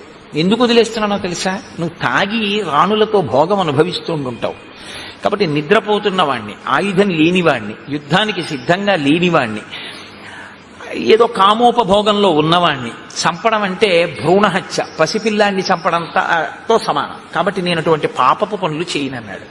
మళ్ళీ ఇందులో మళ్ళీ పాపపుణ్య విచారణ ఒకటి వాడికి. రాక్షసత్వం అంటే అలాగే ఉంటుందండి, చాలా గమ్మత్తుగా ఉంటాయి వాళ్ళ మాటలు. కాబట్టి రేపొద్దున్న యుద్ధానికి రాను అంటే వాలికి వీడికన్నా సరదా వాడికి. వాడన్నాడు రేపొద్దుడి దాకా అయింది, నేను తాగిన అది వీరరసం, నేను మధుపానం చేసినా అది నన్నేం అడ్డదు, కాబట్టి నిన్ను ఇప్పుడే చంపేస్తాను, రేపొద్దుడి దాకా ఏంటి, అవన్నీ నాకేం అవసరం లేదన్నాడు. అని వెంటనే లోపలికి వెళ్ళి తమేవ ముక్త్వా సంక్రుద్ధో మాలాముక్షిప్య కాంచనీం పిత్రా దత్తాం మహేంద్రేణ యుద్ధాయ వ్యవతిష్ఠత. తన తండ్రి అయినటువంటి మహేంద్రుడిచ్చిన బంగారు మాల ఒకటి ఉంది, ఆ మాల తీసి మెడలో వేసుకున్నాడు. ఆ మాలకి ఒక శక్తి ఉంది, అది తనలోని తేజస్సుని, తనలోని బలాన్ని క్షీణించిపోకుండా మాల స్వీకరించి కాపాడుతుంది. ఎదుటివారి బలాన్ని లాగేస్తుంది అని చెప్పకూడదు మీరు ఎప్పుడు. అది ఆయనలో తేజస్సుని, ఆయనలో బలాన్ని క్షీణించిపోకుండా తనలోకి తీసుకుని కాపాడి మళ్ళీ ఇస్తూ ఉంటుంది. మహేంద్రుడిచ్చిన మాలకి ఆ శక్తి ఉంది. అందుకే అది మెడలో ఉన్నంతసేపు వాలి మరణించడు. వాలి మరణించాలి అంటే అది మెడలోంచి తీసేయాలి, అది మెడలోంచి తీస్తేనే మరణిస్తాడు. కాబట్టి ఇప్పుడు ఆ హారాన్ని మెడలో వేసుకున్నాడు. వేసుకుని వెళ్ళి ఆ 2 కొమ్ములు పట్టుకుని ఎవడరా దుందుబి నువ్వు అని అన్నాడు. అవును నేనే అన్నాడు. రేపు పొద్దుడు దాకా ఎందుకు ఇప్పుడు రా అని 2 కొమ్ములు పట్టుకుని విరిచేశాడు. ఇంత అల్లరి చేసిన వాడు ఏమీ లేదు. 4 పిడిగుద్దులు గుద్దాడు, ముక్కులోంచి, చెవుల్లోంచి, నోట్లోంచి నెత్తురు కక్కుని ఢామ్మని చచ్చిపోయాడు. ఎందుకు ఇంత అల్లరి అంటే, ఎందుకు ఎక్కడో హాయిగా పడుకోక ఈశ్వరుడు ఇచ్చిన బలంతో ఎందుకు వచ్చిన గొడవ, ఎందుకు వెళ్ళినట్టు, ఎందుకు యుద్ధం చేసినట్టు, ఎందుకు చచ్చిపోయినట్టు అంటే ఒక్కటే చెప్పవలసి ఉంటుంది, ఖండకావరము. కాబట్టి తం తోలయిత్వా బాహుభ్యాం గతసత్వం అచేతనం చిక్షేప బలవాన్ వాలి వేగే నైకేన యోజనం. అదిగో అప్పుడు మా అన్న వాలి ఏం చేశాడో తెలుసా? ఆ చనిపోయినటువంటి దుందుభిని కోపంతో వాడు కొనప్రాణంతో ఉండగా 2 చేతులతో పైకెత్తి గిర్ర తిప్పి విసిరిశాడు. పర్వతం అంత శరీరం ఉన్నవాడు దుందుభి. ఆ శరీరాన్ని విసిరితే అది యోజనం దూరం వెళ్ళి పడింది రామ. ఇదిగో ఆ పడిపోయిన శరీరమే ఇప్పుడు అస్థిపంజరం అయిపోయింది, ఎండిపోయి అది ఇలా అయిపోయింది. ఆ విసిరినప్పుడు నవరంధ్రములలోంచి నెత్తురు కారుతోందేమో దుందుభి శరీరంలోంచి. తస్య వేగ ప్రవిద్ధస్య వక్త్రాక్షతజబిందవ ప్రపేతుర్మారుతో క్షిప్త మతంగస్యాశ్రమం ప్రతి. ఆ గాలిలో వచ్చేస్తున్నటువంటి ఆ దుందుభి యొక్క శరీరంలోంచి కారుతున్న నెత్తురు మతంగ మహర్షి యొక్క ఆశ్రమంలో పడింది, ఆశ్రమ ప్రాంగణంలో పడింది. ఆయన బయటికి వచ్చారు. ఏమిట్రా పెద్ద చప్పుడైంది ఏదో పడిపోయినట్టు అని బయటికి వచ్చారు. బయటికి వస్తే నెత్తురు పడిపోయింది అదంతా. ఆయన వెంటనే ఒకసారి అంతర్ముఖులై చూశారు, ఎందుకు పడింది ఇంత రక్తం అని. దుందుభి శరీరాన్ని వాలి విసిరాడు అని గ్రహించారు. ఆయన అన్నారు, వనం మత్ సంశ్రయం ఏన దూషితం రుధరస్రవై సంభగ్నా పాదపాశ్చేమే క్షిపతే హాసురీం తనుం. నేను ప్రాణప్రదంగా పెంచుకుంటున్నటువంటి చెట్లతో కూడినటువంటి ఈ ఆశ్రమం నేను నివసించేటటువంటి ప్రదేశం. దీన్ని కలుషితం చేశాడు వాలి. ఆ నెత్తుటి ధారలు ఇక్కడ పడేటట్టుగా విసిరాడు దుందుభి కళేవరాన్ని. కాబట్టి ఎవడైతే ఈ శరీరాన్ని ఇలా విసిరాడో వాడు ఈ ఆశ్రమంలోకి అడుగు పెడితే వెంటనే మరణిస్తాడు అని ఊరుకోలేదు ఆయన. సమంతాద్యోజనం పూర్ణం ఆశ్రమం మమకం యది ఆగమిష్యతి దుర్బుద్ధి వ్యక్తం సన భవిష్యతి. నేను ఎంతో కష్టపడి ఈ వనాన్నంతటినీ పెంచి పెద్ద చేసి కందమూలములు తింటూ ఉంటాను. నా బిడ్డల్లాంటివి ఈ చెట్లన్నీ. ఇటువంటి చెట్లన్నీ పాడైపోయేటట్టుగా విసిరాడు ఆ దుందుభి శరీరాన్ని. మరి పర్వతం అంతా శరీరం పడిపోతే చెట్లు పాడవండి. కాబట్టి ఈ ఆశ్రమంలోకే కాదు, ఆశ్రమానికి 1 యోజనం దూరంలో ఎప్పుడైనా వాలి లోపలికి వస్తే వెంటనే వాలి మరణిస్తాడు అని ఆయన అన్నాడు. వాలి ఈ కోపాన్ని పెట్టుకుని తన వాళ్ళని పంపించి పాడు చేస్తుంటాడేమో అని. దివసస్యాస్య మర్యాద యంద్రస్తాస్యోస్మి వానరం బహువర్ష సహస్రాణి సవై శైలో భవిష్యతి. వాలికి సంబంధించినటువంటి వాళ్ళు, వాలి సైన్యంలో ఉన్నవాళ్ళు కానీ, వాలి పరివారంలో ఉన్నవాళ్ళు కానీ ఎవరైనా ఒక్కరోజు సమయం ఇస్తున్నారు, ఇప్పటికిప్పుడు వెళ్ళిపోమంటే వెళ్ళిపోరు. కాబట్టి 24 గంటలలో వాళ్ళు ఇక్కడ ఉన్నటువంటి ఈ ఋష్యమూక పర్వత శిఖరములన్నిటి నుంచి ఖాళీ చేసి వెళ్ళిపోవాలి. అలా కాని వెళ్ళకపోతే, వాళ్ళు ఈ ఋష్యమూక పర్వతాల మీద ఉంటే, నేను తిరుగుతున్నప్పుడు వాళ్ళు నా కంట పడగానే వాళ్ళు కొన్ని సంవత్సరముల పాటు శిలలైపోతారు అన్నాడు. అనేటప్పటికీ వాలికి సంబంధించినటువంటి వానరుల పర్వతం అంతా ఖాళీ చేసి కిష్కిందకి వెళ్ళిపోయారు. అంతమంది వానరులు ఋషిముఖ పర్వతం నుంచి వస్తే చూసి వాలి అన్నాడు, మీ అందరు ఎందుకు వచ్చారన్నాడు. మహర్షి శపించారన్నాడు. ఆయన పరుగెత్తుకుంటూ వెళ్ళి మతంగ మహర్షి యొక్క కాళ్ళ మీద పడ్డారు. పడితే మతంగ మహర్షి క్షమించలేదు. అలా కుదరదు, నీకు ఈ శాపం ఉంటుంది అని చెప్పి ఆయన లోపలికి వెళ్ళిపోయారు. కాబట్టి మా అన్నకి భయం, కాబట్టి మా అన్న ఎప్పుడూ ఈ దరిదాపులకు రాడు. అందుకని నేను ఈ ఋష్యమూక పర్వతం మీద మతంగ మహర్షి యొక్క ఆశ్రమం చుట్టూ ఉన్నటువంటి ప్రాంతంలో ఇక్కడ బ్రతుకుతున్నాను. కాబట్టి రామ, ప్రాణములు గుప్పెట్లో పెట్టుకుని ఉన్నాను. ఇది దుందుభి యొక్క కళేవరం అని ఇప్పుడు రాముణ్ణి ఇంకొంచెం దూరం తీసుకెళ్లి ఇమేచ విపులాహ సాలాహ సప్త శాఖావలంబిన ఎత్రైకం ఘటతే వాలి నిష్పత్రయితు మోజస. ఇవిగో ఇవే 7 సాల వృక్షాలు వరుసగా ఉన్నాయి, చూసావా? ఇవి 7. ఇవే ఉదయం సంధ్యావందనం చేసుకున్న తర్వాత మా అన్నయ్య వచ్చి దీన్ని కదిపేవాడు. దీన్ని ఊపితేనే ఆకులన్నీ రాలిపోతాయి. రామ, మా అన్నయ్య ఇంత బలవంతుడు, ఇంత వేగం ఉన్నవాడు, నేను చెప్పవలసింది చెప్పాను, నీకు నమ్మకం ఉందా వాళ్ళని చంపగలనని అని అడిగాడు. అంటే ఇంత చెప్పినా బలవంతుణ్ణి అనుకుంటున్నావా? నిజంగా అంత బలం ఉందా అంటే రాముడేమనలేదు, లక్ష్మణుడు నవ్వాడు. ఆయన అన్నాడు, తథాబ్రుబాణం సుగ్రీవం ప్రహసన్ లక్ష్మణోబ్రవీత్ కస్మిన్ కర్మని నిర్వృత్తే శ్రద్ధద్యా వలినోవధం. ఏమి నీకు అనుమానమా? మా అన్నయ్య చంపగలడు వాలిని. వాలికి ఎంత వేగం ఉందో అంతకన్నా వేగం మా అన్నయ్య బాణానికి ఉంది. నీకు అనుమానమా? నీ చెప్తున్నాను మా అన్నయ్య చంపగలడమే. అనుమానం ఉంటే ఏం చేస్తే నమ్ముతావు చెప్పు అన్నాడు. ఇప్పుడు ఏమనాలి నిజంగా నమ్మకం ఉంటే? లక్ష్మణుడు ఈ మాట అన్న తర్వాత సరే అయితే రామ, నేను యుద్ధానికి ఎడతానన్నాడు. కానీ ఆయన అలా అనలేదు. సుగ్రీవుడు అన్నాడు, నువ్వు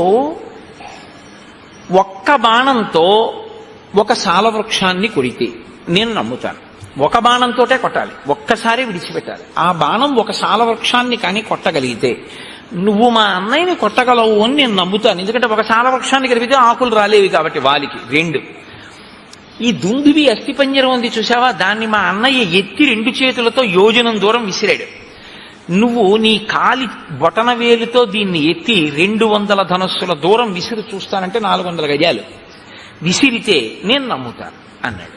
అంటే సుగ్రీవుడికి నమ్మకం కలిగించడానికి ఆయన కర్మ అండి రామచంద్రమూర్తికి, ప్రయోజనం సుగ్రీవుడిది, పరీక్ష రామచంద్రమూర్తికి.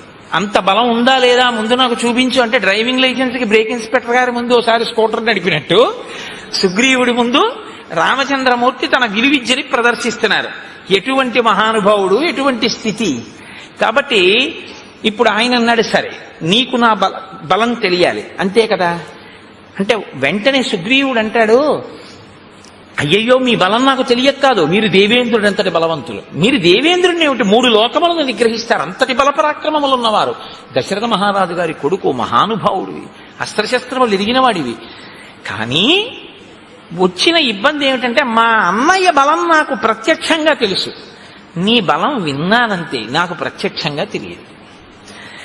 కింతు తస్య బలజ్ఞోహం దుర్భ్రాతుర్బలశాలిన అప్రత్యక్షం తుమే వీర్యం సమరేతవ రాఘవ. మా అన్నయ్య యుద్ధాలు చేయడం నేను చూశాను, మా అన్నయ్య ఓడిపోవడం అన్నది నేను చూడలేదు. వాళ్ళెప్పుడు ఓడిపోలేరు జీవితంలో, కాబట్టి వాలి ఓడిపోవడం అన్నది నేను చూడలేదు. బలానా దానికి ఓడిపోతాడని చెప్పడం కుదరదు. అంత వేగం, అంత బలం నీకు ఉంది అని నేను విన్నాను, కానీ నేను ఎప్పుడు చూడలేదు. కాబట్టి ప్రత్యక్షంగా చూస్తే ధైర్యం వేరు. కాబట్టి ఓసారి ఇవి 2 చేసి చూపిస్తే నమ్ముతాడు. పైకి నమ్మినట్టే ఉంటాడు, కానీ ఓసారి ఈ కంటితో చూస్తే కానీ నమ్మనంటుంటాడు. సుగ్రీవుణ్ణి అనక్కర్లేదండి, మనందరం అంతే కదా. మీరు కాదు, మీరు పెద్దలు, నేను మిమ్మల్ని అంటలేదు. నా ఓటిగాడు ఈశ్వరుడు ఉన్నాడు అంటుంటాను, కానీ ఏమో ఎందుకైనా మంచిది మన గొడవ మనం చూసుకుంటుంటే అంటుంటాం. నమ్మినట్టు ఉంటాం, కానీ అవును ప్రహ్లాదుని రక్షించాడు, అవును రామచంద్రమూర్తి అదేంటి వానరులందరినీ రక్షించారు అంటాం, రామాయణం అంతా చెప్తాం, కానీ మన అపనమ్మకం మందే. సుగ్రీవుడు అంతే. కాబట్టి ఇప్పుడు ఆయన నీకు నమ్మకం కలగడం కోసం నేను ఈ దుందిపి కళేబరాన్ని ఎత్తి విసిరాలంతే కదా అని ఏదైనా ప్రత్యయోస్మాసు విక్రమే తవ వానర ప్రత్యయం సమరే శిలాఘ్యం అహముత్పాదయామితే రాఘవో దుందుభే కాయం పాదాంగుష్ఠేన లీలయా తోలయిత్వా మహాబాహు చిక్షేప దశయోజనం. వాలి రెండు చేతులతో ఎత్తి గిరగిరా తిప్పి 1 యోజనం విసిరినటువంటి దుందుభి యొక్క కళేబరాన్ని రామచంద్రమూర్తి తన కాలి బొటన వేలితో పైకెత్తి దశయోజనం చిక్షేప దశయోజనం 10 యోజనముల దూరం విసిరిశారు కాలి బొటన వేలితో. నమ్ముతావా అన్నాడు. అంటే ఆయన అన్నాడు, అప్పుడు మా అన్నయ్య చంపినప్పుడు అది పచ్చిగా ఉంది, మాంసంతో ఉంది, నెత్తుడితో ఉంది, బరువుగా ఉంది. ఎత్తి యోజనం విసిరాడు. ఇప్పుడు చాలా కాలం అయిపోయింది, ఎండిపోయింది, అస్థిపంజరం అయిపోయింది. దాన్ని నువ్వు బొటన వేలుతో విసిరావు 10 యోజనాలు. ఒక్క సాల వృక్షాన్ని కూడా కొట్టు ఒక బాణంతో, కొడితే నమ్ముతారు అన్నాడు. అంటే ఇంకా ఇప్పటికీ కూడా పూర్తిగా నమ్మకం కలగలేదు. వెంటనే రాముడు స గృహీత్వా ధనుర్ఘోరం శరమేకంచమానద సాలముద్దిశ్య చిక్షేప జాస్వనై పురయం దిశ స విసృష్టో బలవత బాణ స్వర్ణపరిష్కృత భిత్వా సాలాన్ గిరిప్రస్థే సప్త భూమిం వివేశ ప్రవిష్టశ్చ ముహూర్తేన ధరాం భిత్వా మహాజవ నిష్పత్య చ పునస్తూర్ణం స్వతూణీం ప్రవివేశ తాన్ దృష్ట్వా సప్త నిర్భిన్నాన్ సాలాన్ వానరపుంగవ రామస్య శరవేగేన విస్మయం పరమంగతః. నీకు నమ్మకం కల్పించడానికి ఒక సాలవృక్షం కొట్టాలి ఒక బాణంతో, అంతే కదా అని ఒక ఘోరమైన బాణాన్ని తన అమ్ముల పొదలోంచి తీసి వింటినారికి సంధించి ఆకర్ణాంతము లాగి ఆ బాణాన్ని సాలవృక్షముల మీదకి ప్రయోగించాడు రాముడు. అది ఒక ముహూర్త కాలంలో, అంటే అనే లోపల 7 సాలవృక్షములను కొట్టి ఎదురుగుండా ఉన్న పర్వతము యొక్క శిఖరములను కొట్టి పాతాళలోకంలోకి వెళ్ళి పాతాళలోకాన్ని దర్శించి మళ్లీ పైకొచ్చి రామచంద్రమూర్తి యొక్క అమ్ముల పొదిలోకి చేరిపోయింది ఒక ముహూర్తంలో. ఇది చూశాట. చూసి ఒక్కసారి విస్మయం పరమంగతః. అబ్బా, ఇంత వేగమా రాముడి బాణానికి? మా అన్నయ్యదే వేగం అనుకున్నాను. అమ్మో, ఇలా అనేటప్పటికీ బాణం 7 సాలవృక్షములను కొట్టి పర్వతాన్ని కొట్టి ఛేదించి భూమిలోకి పాతాళంలోకి వెళ్ళి పాతాళ వివరాన్ని చూసి మళ్లీ పైకొచ్చి అక్షయబాణ తూణీరంలోకి వెళ్ళిపోయి చేరిపోయింది. ఇప్పుడు ఇక నిలబడలేదు. ఇప్పటిదాకా ఆయన్ని నిలబెట్టి తను కూర్చుంటాడు. ఇప్పటిదాకా కొమ్మ కొట్టి ఆయన్ని ఇలా కూర్చో అని తను కూర్చోబెడతాడు. ఇప్పుడు చూశాడు రాముడంటే ఏమిటో. ఇప్పుడేం చేశాట? సమూర్ధ్య న్యపతద్ధూమౌ ప్రలంబీకృత భూషణ సుగ్రీవ పరమప్రీతో రాఘవాయ కృతాంజలి. ఇప్పుడు ఆయన ముందు ఇలా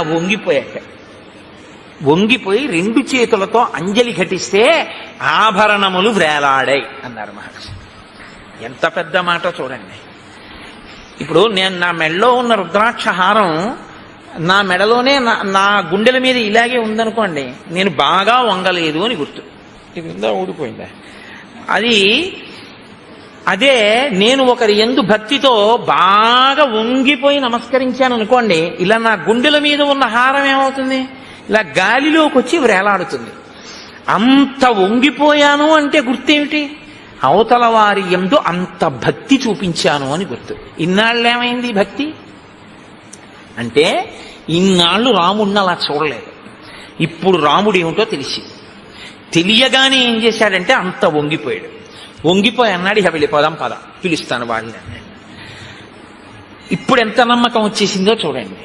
కానీ దీని ఫలితం దీనికి ఉంటుంది. ఇది మీరు కిష్కింధకాండలో పట్టుకోవలసినటువంటి ఒక అద్భుత రహస్యం. రాముడు అన్నాడు, పద, తప్పకుండా యుద్ధం చేస్తాను, నువ్వు పిలు మీ అన్నయ్యని, మీ ఇద్దరు యుద్ధం చేస్తుంటే నేను వాలిని సంహరిస్తాను. ఇప్పుడు వెళ్ళాడు, పెద్ద సింహనాదం చేశాడు. ఎవడు రావాడన్నాడు, మీ తమ్ముడే వచ్చాడన్నాడు. వీడికెంత అహంకారం వచ్చిందిరా, ఋష్యమూకం మించి దిగి నా ముందుకు వస్తాడా యుద్ధానికి అని వాలి గబగబా బయలుదేరి వచ్చాడు. ఇద్దరు పెనుగులాడుతున్నారు, ఇద్దరు పిడికిటి పోట్లతో పొడుచుకుంటున్నారు, కలియబడుతున్నారు, గుద్దుకుంటున్నారు, తన్నుకుంటున్నారు. ఒకరి మీద ఒకరు కలియబడుతున్నారు, నెత్తురు కక్కుతున్నారు. ఇన్ని చేస్తుంటే రాముడు బాణం వెయ్యలేదు. తతో రామో ధనుష్పాణి తావుభౌ సముదీచ్యతు అన్యోన్య సదృశౌ వీరౌ ఉభౌ దేవావినాశ్వినౌ. అశ్వనీ దేవతలిద్దరూ ఒకేలా ఎలా ఉంటారో వాలి సుగ్రీవులిద్దరూ పూర్తిగా ఒక్కలా ఉన్నారు. అంటే ఏమండి, దెబ్బలు కొడుతున్నవాడు వాలి, తింటున్నవాడు సుగ్రీవుడు కాదా అంటే మల్ల యుద్ధంలో అలా ఉండదు. ఇద్దరూ కొట్టుకుంటూ ఉంటారు, ఇద్దరూ గుద్దుకుంటున్నారని మహర్షి చెప్పారు. కాబట్టి అంత మిరుపు వేగం కలిగినటువంటి బాణాన్ని రాముడు ఇతనే వాలి అనుకుని వేసేస్తే అది సుగ్రీవుడి మీద పడిపోతాయి. ఇప్పుడు రాముడి పట్ల ఎంత అధర్మం అయిపోతుంది, మిత్రఘాతకుడు అయిపోతాడు. కాబట్టి తతోన కృతవాన్ బుద్ధిం మోక్తుమంతకరం శరం, అది వేస్తే దెబ్బ తగలడం కాదు, అది చంపేస్తుంది మనిషిని. కాబట్టి బాణాన్ని వేయలేదు, ఆగిపోయాడు రాముడు. ఇప్పుడు తినవలసినన్ని దెబ్బలు తినేసి పారిపోయాడు సుముఖ పర్వతం మీద. పారిపోయి కూర్చున్నాడు తల వంచుకొని. మళ్ళీ రామలక్ష్మణులు వీళ్ళు మంత్రులు వెళ్ళారు. వెడితే తల వంచుకుని కూర్చున్నవాడు రాముడి వంక చూశాడు. రాముడు ఏమనలేదు. సుగ్రీవుడే అన్నాడు, నా మానాన్ని నేనున్నాను, అగ్నిసాక్షిగా మిత్రత్వం చేసుకున్నావు, శాల వృక్షాలు కొట్టావు, మా అన్నయ్యని కొట్టేస్తాను యుద్ధానికి పిలవమన్నావు, నీ మాట నమ్మి యుద్ధానికి వెళ్ళాను, నన్ను చితక పొడి చేశాడు, నువ్వు బాణం వేయలేదు. నేను వాలిని చంపనని ఒక మాట ముందు చెప్తే ఏమై ఉండేది, ఎందుకు పంపావు నన్ను అని అడిగాడు. అడిగితే ఆయన అన్నాడు, నిన్ను రక్షించడానికి వాలిని సంహరించడానికి నేను బాణప్రయోగం చెయ్యాలిగా. మీ ఇద్దరూ ఒక్కలా ఉన్నారు, నేను నిన్ను చూశాను కానీ వాలిని చూడలేదు ఇత పూర్వం. నువ్వు వాలిని పిలవడం ఏమిటి, వాడు యుద్ధానికి వచ్చేసాడు. ఇద్దరూ కలియబడిపోయారు. ఇద్దరూ కలియబడిపోయిన తర్వాత ఎంత పరికించి చూసినా ఇద్దరూ ఒక్కలాగే కనపడుతున్నారు. ఎవరు వాలో ఎవరు సుగ్రీవుడో నాకు తెలియలేదు. నిజం కూడా అంతేనండి, ఇద్దరు అలా ఉంటారు వాలి సుగ్రీవులు. కాబట్టి ఇద్దరూ అలా ఉన్నారు కాబట్టి నేను ఎవరో తెలియలేదు. పైగా మల్ల యుద్ధం చేసేటప్పుడు ఎలా ఉంటుందంటే, ధనుర్వేదంలో బాణప్రయోగం చేసుకునేటప్పుడు ఒకరి ముందు ఒకరు నిలబడి ఉంటారు. ఇటుపక్క ఒకరి నుంచి ఉంటే అటుపక్క ఒకరి నుంచి ఉంటారు. ఆయన రథం నుంచి ఈయన వెనుక బాణాలు వేస్తూ ఉంటాడు. ఏదో కొంత పరికించే అవకాశం ఉంటుంది. మల్ల యుద్ధంలో అలా ఉండదు. కింద పడుతూ ఉంటారు, మీద పడుతూ ఉంటారు, దుల్లుతూ ఉంటారు, గుద్దుకుంటూ ఉంటారు, కొట్టుకుంటూ ఉంటారు, పుడుచుకుంటూ ఉంటారు, అరుచుకుంటూ ఉంటారు, అటు తిరుగుతూ ఉంటారు, ఇటు తిరుగుతూ ఉంటారు. ఎవడని తెలుస్తుంది? తెలియకుండా ఇతనే వాళ్ళనుకుని వేసేశాక అది సుగ్రీవుడైతే అందుకు నేను వేయలేదన్నాడు.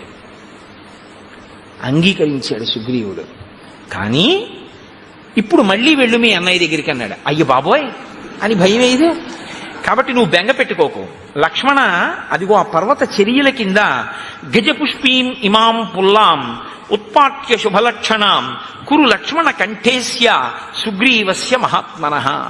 అదిగో అక్కడే నాగకేసరపు లత ఒకటి పుష్పించినటువంటిది పెరిగి ఉంది. ఆ లతని పీకి పట్రా లక్ష్మణ, పట్టుకొచ్చి పూలతో ఉన్నటువంటి ఆ తీగని మెడలో మాలగా వేయి సుగ్రీవుడికి. ఇప్పుడు ఈ గజపుష్పలత ఉన్నటువంటి వాడు సుగ్రీవుడు, అది లేనివాడు వాలి. నాకు గుర్తు తెలుస్తుంది. ఇప్పుడు వాలిని సంహరిస్తాను. కాబట్టి నువ్వు మళ్ళీ వెళ్ళి ఇప్పుడు పిలు మీ అన్నయ్యని యుద్ధానికి, నీకేమీ ప్రమాదం రాదు. ఇక్కడే మీరు ఒక విషయాన్ని గమనించాలి. ఇది యథార్థమేనా? రాముడు నిజంగా బాణం వేయకపోవడానికి కారణం అంతేనా? అంతే. మీరందులో ఏమాత్రమైన సందేహాన్ని మనసులో పెట్టుకుని మాట్లాడితే, రాముడు కొమ్మ వేశాడు సుగ్రీవుడు కూర్చోబెట్టలేదు, లక్ష్మణుడిని కూర్చోబెట్టలేదని మనసులో పెట్టుకుని బాణం వేయలేదండి అన్నారనుకోండి, రాముని యొక్క త్రికరణ శుద్ధిని మీరు శంకించడం అవుతుంది. మరి రాముడు బాణం వెయ్యడానికి వీలు లేనంతగా వాలి సుగ్రీవులు ఒక్కలా కనపడి రాముడు బాణం వెయ్యలేని స్థితి ఎందుకు వచ్చింది? సుగ్రీవుడి పాపమే అలా చేసింది. ఏమిటా పాపం? మహాత్ముల పట్ల అమర్యాదతో ప్రవర్తించడం, మహాత్ముల పట్ల మర్యాదతో ప్రవర్తించడం, ఈ రెండు సద్య ఫలితాలు ఇస్తాయి. మీరు ఒక పాపకర్మ చేసి ఉన్నారనుకోండి, మీరంటే మనం ఒక పాపకర్మ చేసామనుకోండి, అది ఎప్పుడో ఫలితాన్ని ఇస్తుంది. కొన్ని అవి ఏం చేస్తాయంటే వెంటనే ఏం ఫలితాన్ని ఇవ్వవు, ఇస్తాయి ఎప్పుడో, తర్వాత ఎప్పుడో ఇస్తాయి. కొన్ని ఈశ్వరుడు ఏం చేస్తాడంటే తర్వాత వరకు కూడా ఉంచడు. కొన్ని చాలా భయంకరమైనటువంటి ఉంటాయి. అందులో అత్యంత ప్రమాదకరమైనటువంటి దోషం మహాత్ముల జోలికి వెళ్ళడం. ఈశ్వరుణ్ణి బాగా గుండెలలో నమ్మి ఆరాధించేటటువంటి వాడు కాని బాధపడేటట్టు మీరు ప్రవర్తిస్తే, ఆయన బాధపడ్డారా పడలేదా పక్కకు వదిలేయండి, ఆయన పడకపోవచ్చు. ఆయన బాధ పడకపోయినా ప్రవర్తించినందుకు మీరు ఫలితం అనుభవించవలసింది. ఆయన పడలేదు కదండి ఫలితం, ఆయన ఏం బాధపడితే కదా నాకు ఫలితం ఇవ్వడానికి, అది వేరు. నువ్వు ప్రవర్తించావా లేదా ఈశ్వరుడు ఫలితం ఇచ్చేస్తాడంతే. నేను మీకు ఒక ఉదాహరణ చూపిస్తాను. సుబ్రహ్మణ్యేశ్వర స్వామి వారు ఈ దేశంలో సనాతన ధర్మంలో కర్మ మార్గాన్ని ముందు శంకరాచార్యుల వారు జ్ఞాన మార్గాన్ని నిలబెట్టడానికి వచ్చేటప్పటికి, శంకరాచార్యుల వారు అద్వైత స్థాపకుడు అంటారు, అంతకన్నా తప్పు మాట ఇంకోటి లేదు. శంకరులు అద్వైత స్థాపకులు కారు. ఎలా వచ్చేసిందో నాకు తెలియదు. ఆఖరికి ఆయన నామావళిలో కూడా అద్వైత స్థాపక ఆయన మహాన్ రాస్తూ ఉంటారు. ఆయన అద్వైత స్థాపకులు ఏంటి? అద్వైత స్థాపకులు శంకరాచార్యుల వారైతే అంతకు ముందు లేని దాన్ని ఆయన కొత్తగా తీసుకొచ్చి పెట్టినవారు. ఆ అవతారం వచ్చిందే వేదాన్ని ప్రచారం చేయడానికి. అద్వైతము వేదాంతర్గతమైన సిద్ధాంతము, వేదాంతర్గతము, వేదసారమే అద్వైతము. వేదసారమైన అద్వైతాన్ని ఆయన ప్రచారం చేశారు. అద్వైత ప్రచారకులే తప్ప అద్వైత స్థాపకులు శంకరులు కారు. అద్వైత స్థాపకులు అంటే అంతకు ముందు లేనిది ఇప్పుడు కొత్తగా తెచ్చినది అవుతుంది. ఆయన ఏదీ కొత్తగా పెట్టలేదు, ఉన్నదాన్ని ఆయన ప్రచారం చేశారంతే. అప్పుడే శంకరాచార్యులు వారి అవతారం గురించి మీకు సరిగా అర్థమైందని గుర్తు. ఒక లీకి ప్రశ్న ఒకటి వేస్తుంటే ఆయన జగద్గురువులు ఎప్పుడయ్యారని. జగద్గురువులు అవడం ఏమిటైనా? ఆయన పుట్టడం జగద్గురువుగా పుట్టారు. అసలు ఆయన జగద్గురువు అవడం అన్న మాట లేదు, ఆయన పుట్టడమే జగద్గురుత్వం అంతే. కైలాస శంకరుడు కావలి శంకరుడిగా రావాలనుకున్నప్పుడే జగద్గురువుగా వచ్చారు ఆయన. తప్పించి అందుకే అసలు ఆయన వస్తూనే సన్యాసాశ్రమం తీసుకోవడానికే సిద్ధపడి ఉన్నారు, వివాహం చేసుకోలేదు. ఆతృత సన్యాసం స్వీకరించి లోకమంతా తిరిగారు. నాకు భవతి భిక్షాందేహి అంటే చేతిలో ఏ తల్లి కబళం వేస్తుందో వాళ్ళందరూ నా తల్లులే అన్నారు ఆయన. అమ్మా, నేను నీ దగ్గర ఉంటే నువ్వు ఒకటివే తల్లివి. నేను దేశమంతా తిరిగితే నాకు ఆకలేసి ఏ ఇంటి ముందుకెళ్ళి అన్నం అడిగితే నా చేతిలో అన్నం పెట్టిన తల్లులందరూ నాకు తల్లులే. కాబట్టి నేను సన్యాసం స్వీకరిస్తా అన్నారు. ఆయన ఎప్పుడో జగద్గురువు, పుట్టుకతోనే జగద్గురు. ఆయన ఒకప్పుడు జగద్గురువు అవడం, ఒక జగద్గురువు అవకపూర్వం అలా ఏముండవు శంకరాచార్యుల వారి అవతారంలో. అది తెలుసుకుని మాట్లాడాలి చెప్పేటప్పుడు. కాబట్టి ఇక్కడ శంకరాచార్యుల వారు జ్ఞాన మార్గ ప్రచారం చేసి అద్వైత సిద్ధాంత ప్రచారం ప్రారంభం చెయ్యడానికి ముందు సనాతన ధర్మాన్ని పటిష్టం చేయడం కోసం కర్మ మార్గాన్ని పటిష్టం చేయడానికి సుబ్రహ్మణ్యేశ్వర స్వామి కుమారిల భట్టు అన్న రూపంలో వచ్చారు. వచ్చి ఆయన బౌద్ధ మతం ఈ దేశం నుంచి కదిలిపోయేటట్టుగా చేశారు. కుమారిల భట్టు ముందు కదిపిన వారు అసలు. కాబట్టి శంకరాచార్యులు వారు బౌద్ధానికి వ్యతిరేకంగా ఉన్నారంటారు, తప్పది. శంకరులని బౌద్ధం తట్టుకోలేకపోయింది తప్ప శంకరులు అసలు ఎప్పుడూ ఎవరినీ వెళ్ళదోసే ప్రయత్నం చేయలే. ఎందులో మంచి ఉంటే దాన్ని ఆయన గ్రహించారంతే. శంకరుల గురించి మీకు సరిగా అర్థమైతే మీరు శంకరుల గురించి మాట్లాడే మాటలు వేరుగా ఉంటాయి. శంకరులు ఎప్పుడూ ఎవరిని ఓడించి తరిమేయడం ఆయన యొక్క సిద్ధాంతం కానే కాదు, ఆయన ఆశయము కాదు. ఆయన ప్రతి దాంట్లోంచి సారమున్న ప్రతి దాన్ని ఆయన తీసుకున్నారు. ఎంతవరకు పనికొస్తుందో అంతవరకు చూపించారు. ఏది అనుష్ఠాన యోగ్యము కాదో అది అందుకు పనికిరాదు అని చెప్పారంతే తప్ప నే పట్టుకున్నదే సత్యం మిగిలినవన్నీ అసత్యాలని శంకరాచార్యుల వారు అసలు ఎప్పుడూ మాట్లాడలేదు. అలా మాట్లాడితే, అటువంటి సంకుచితత్వంతో ప్రవర్తిస్తే శంకర భగవత్పాదులు షణ్మత స్థాపనాచార్యులు కానే కాలేరు. తర్వాత చాలా మందికి ఒక అపోహ, శంకరాచార్యుల వారు విభూతి రేఖలు పెట్టుకుంటారు కాబట్టి ఆయన శివుడు, ఆయన పరమశివుణ్ణి ప్రధాన దైవంగా ఆరాధించిన వారు అని అనుకుంటారు. నేను మీకు ఒక యథార్థం చెప్పనా? శంకరాచార్యుల వారంత గొప్ప వైష్ణవుడు ఎక్కడా? శంకరాచార్యుల వారు చాలా గొప్ప వైష్ణవుడు.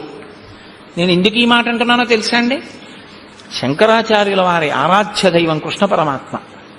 మీరు ఇప్పటికి కాలడి వెడితే కాలడిలో ఆయన ఆరాధించినటువంటి కృష్ణ పరమాత్మ యొక్క స్వరూపాన్ని శృంగగిరి పీఠం వారే అక్కడ ఉంచారు. సచ్చిదానంద శివాభినవ నరసింహ భారతీ స్వామి వారు కదండి, మహానుభావుడు.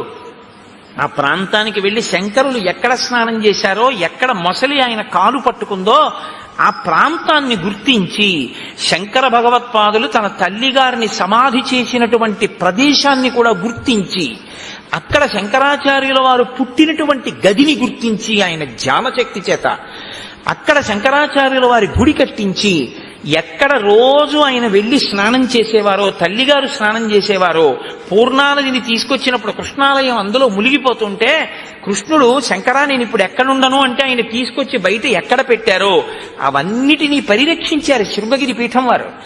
సచ్చిదానంద శివాభినవ నరసింహ భారతీ జాతికి అందించినటువంటి గొప్ప ఉపకారం. అందుకే శృంగగిరి పీఠాన్ని అధివసించిన మహాపురుషులందరూ ఏదో ఒక గొప్పతనాన్ని ప్రతి ఒక్కరూ ఒక్కొక్కటి ఈ దేశానికి అందించి వెళ్ళారు. అవతార పరిసమాప్తి చేసే లోపల శంకరాచార్యుల వారి జీవితం అంతా కూడా ఎక్కడ మంచి ఉంటే దాన్ని గ్రహించడం. అసలు ఆయన బ్రహ్మచర్యంలో ఉండగా ఆయన నోటి వెంట వచ్చిన మొట్టమొదటి స్తోత్రం లక్ష్మీ స్తోత్రం. విభూతి పెట్టుకోవడం అంటారా? విభూతి పెట్టుకోవడం అనేటటువంటిది వైదికమైన ప్రక్రియ, వేదాంతర్గతము. ఆ విభూతిని ఎడమ చేతిలో వేసుకుని కుడి చేతితో మూసి చెప్పవలసిన మంత్రం చెప్పి స్నానం అయిన తరువాత అయితే సజల భస్మ, స్నానం చేయకపోతే పొడి భస్మ పెట్టుకోవాలని.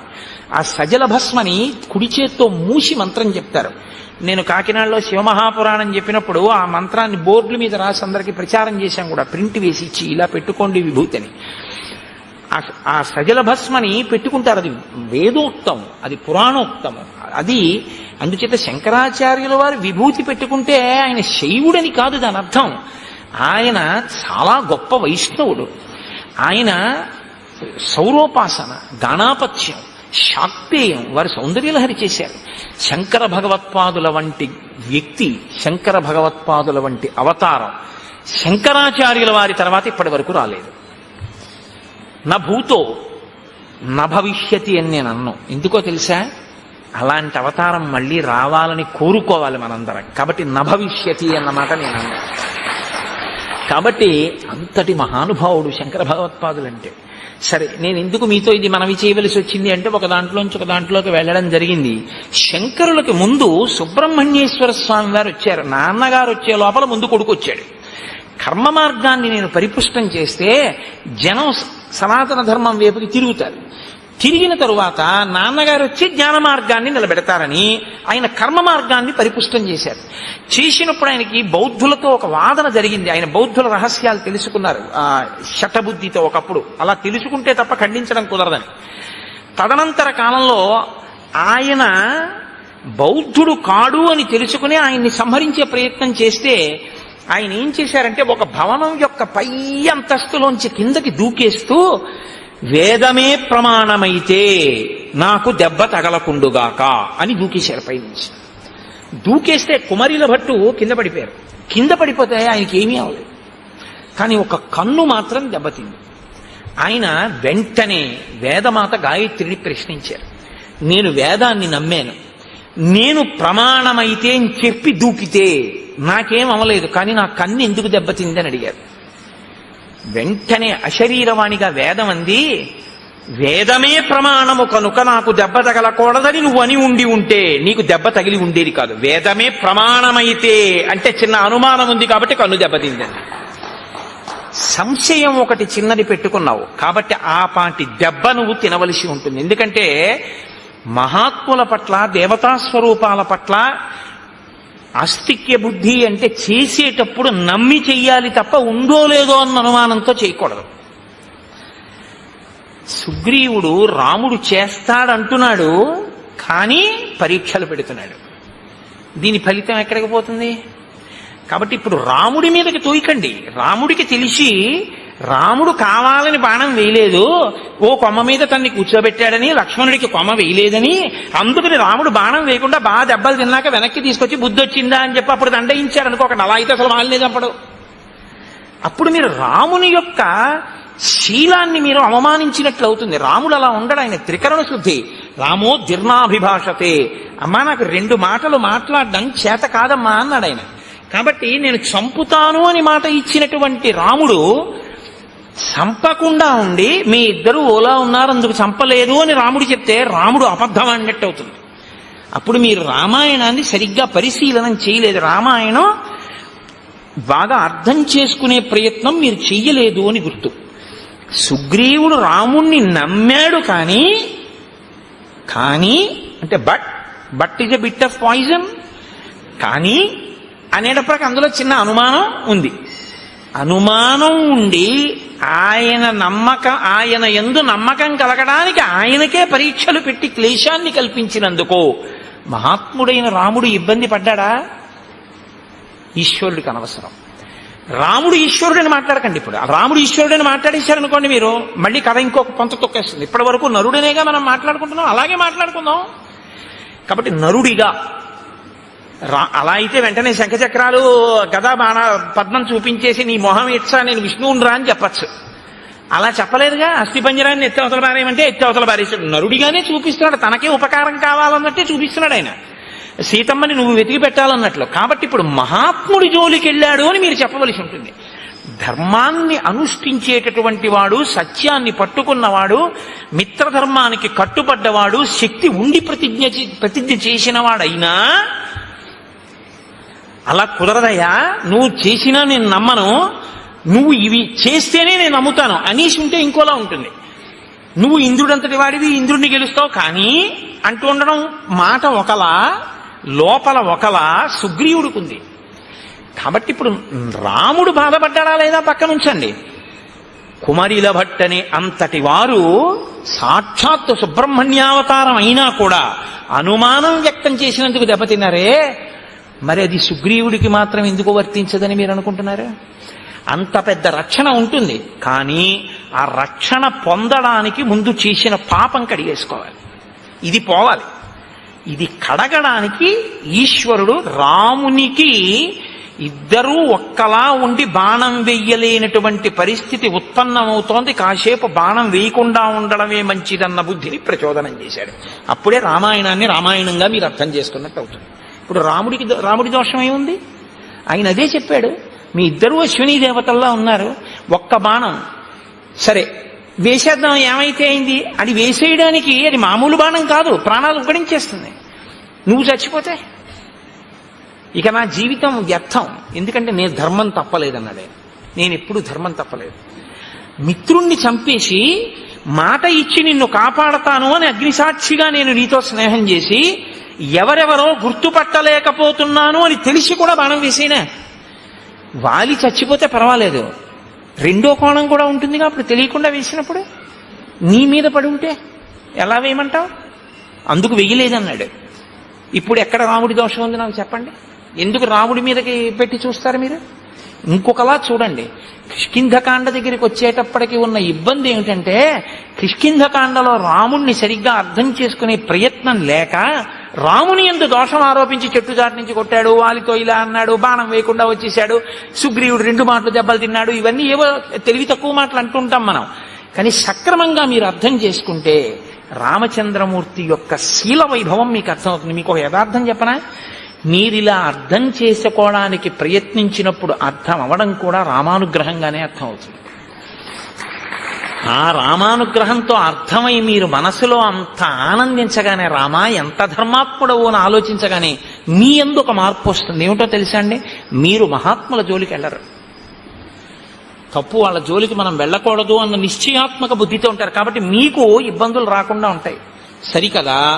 మహాత్ముల యందు అలా ప్రవర్తించకపోవడం మీకు సత్య ఫలితాన్ని ఇస్తుంది. ఏ సత్య ఫలితం? విజయాన్ని మీకు ఇస్తుంది. అది మీకు వెంటనే చూపిస్తారు మహర్షి. ఎంత గమ్మత్తుగా ఉంటుందో అందుకే రామాయణం. కాబట్టి చూడండి, ఇప్పుడు మెడలో పుష్పమాల వేసి గజపుష్పీం ఇమాం పుల్లాం ఉత్పాట్య శుభలక్షణాం కురు లక్ష్మణ కంఠేస్య సుగ్రీవస్య మహాత్మనః. ఇప్పుడు ఆ పాపము కడగబడినటువంటి మహాత్ముడు కాబట్టి ఈ గజపుష్పమాలతో నువ్వు యుద్ధానికి వెళ్ళు. ఆయన మళ్ళీ బయలుదేరి నడుస్తున్నారు. అగ్రతస్తు యయౌ తస్య రాఘవస్య మహాత్మనః సుగ్రీవ సంహత గ్రీవో లక్ష్మణస్య మహాబలః పృష్టతో హనుమాన్ వీరో నలో నీలస్య వానరః తారశ్చైవ మహాతేజ హరియూధ సయూధపః. ముందు లక్ష్మణుడు సుగ్రీవుడు నడుస్తున్నారు, వారి వెనక రాముడు నడుస్తున్నారు. రాముడి వెనక హనుమ, తారుడు, ఆ తరువాత నలుడు, నీలుడు, వీళ్ళు ఆయన వెనక నడుస్తున్నారు. అందరూ కలిసి వెడుతున్నారు. ఆకాశమంతెత్తు పెరిగిపోయినటువంటి చెట్లు, లతలు అవన్నీ కనపడి ఏదో పెద్ద నృత్యాలు, పాటలు అవి వినపడుతున్నట్టు మధురమైనటువంటి ఫలములతో, పుష్పములతో నిండిపోయి కానీ ఆ వనంలోకి ఒక పక్షి కూడా వెళ్లకుండా కనపడింది రాముడికి. ఆశ్చర్యపోయి, ఇన్ని ఫలములు ఇన్ని పుష్పములు ఉండి ఇన్ని చెట్లుంటే ఒక పక్షినా ఉండాలి కదా, ఏదీ లేదేమిటి? ఆశ్చర్యపోయి ఆయన సుగ్రీవుణ్ణి అడిగాడు, ఏమిటి ఇలా ఉంది ఈ వనం? రాముడు చాలా గొప్పగా అడుగుతాడండి. ఒక ప్రశ్న వేయడం అంటే ఆయన అలా ఉంటుంది. ఇన్ని చెట్లుంటే పక్షులు ఉండాలి, చెట్లున్నాయి, పళ్ళున్నాయి, తేనె పట్లున్నాయి, పువ్వులున్నాయి, పక్షి లేదు, మృగం లేదు, మనిషి లేడు. ఎందుకు లేదు అలాగా? ఏమిటి దీని విశేషం? సుగ్రీవా, నీకేమైనా తెలుసా? కిష్కింధని పరిపాలించావుగా కొంతకాలం, చెప్పు అన్నాడు. అంటే ఆయన అన్నాడు, అత్ర సప్తజనానామ మునయ సంసితవ్రతా సప్తైవాసన్నధ శీర్ష నియతం జలశాయిన. ఇక్కడ సప్తజనులు అనబడేటటువంటి మునులు ఉండేవారు 7.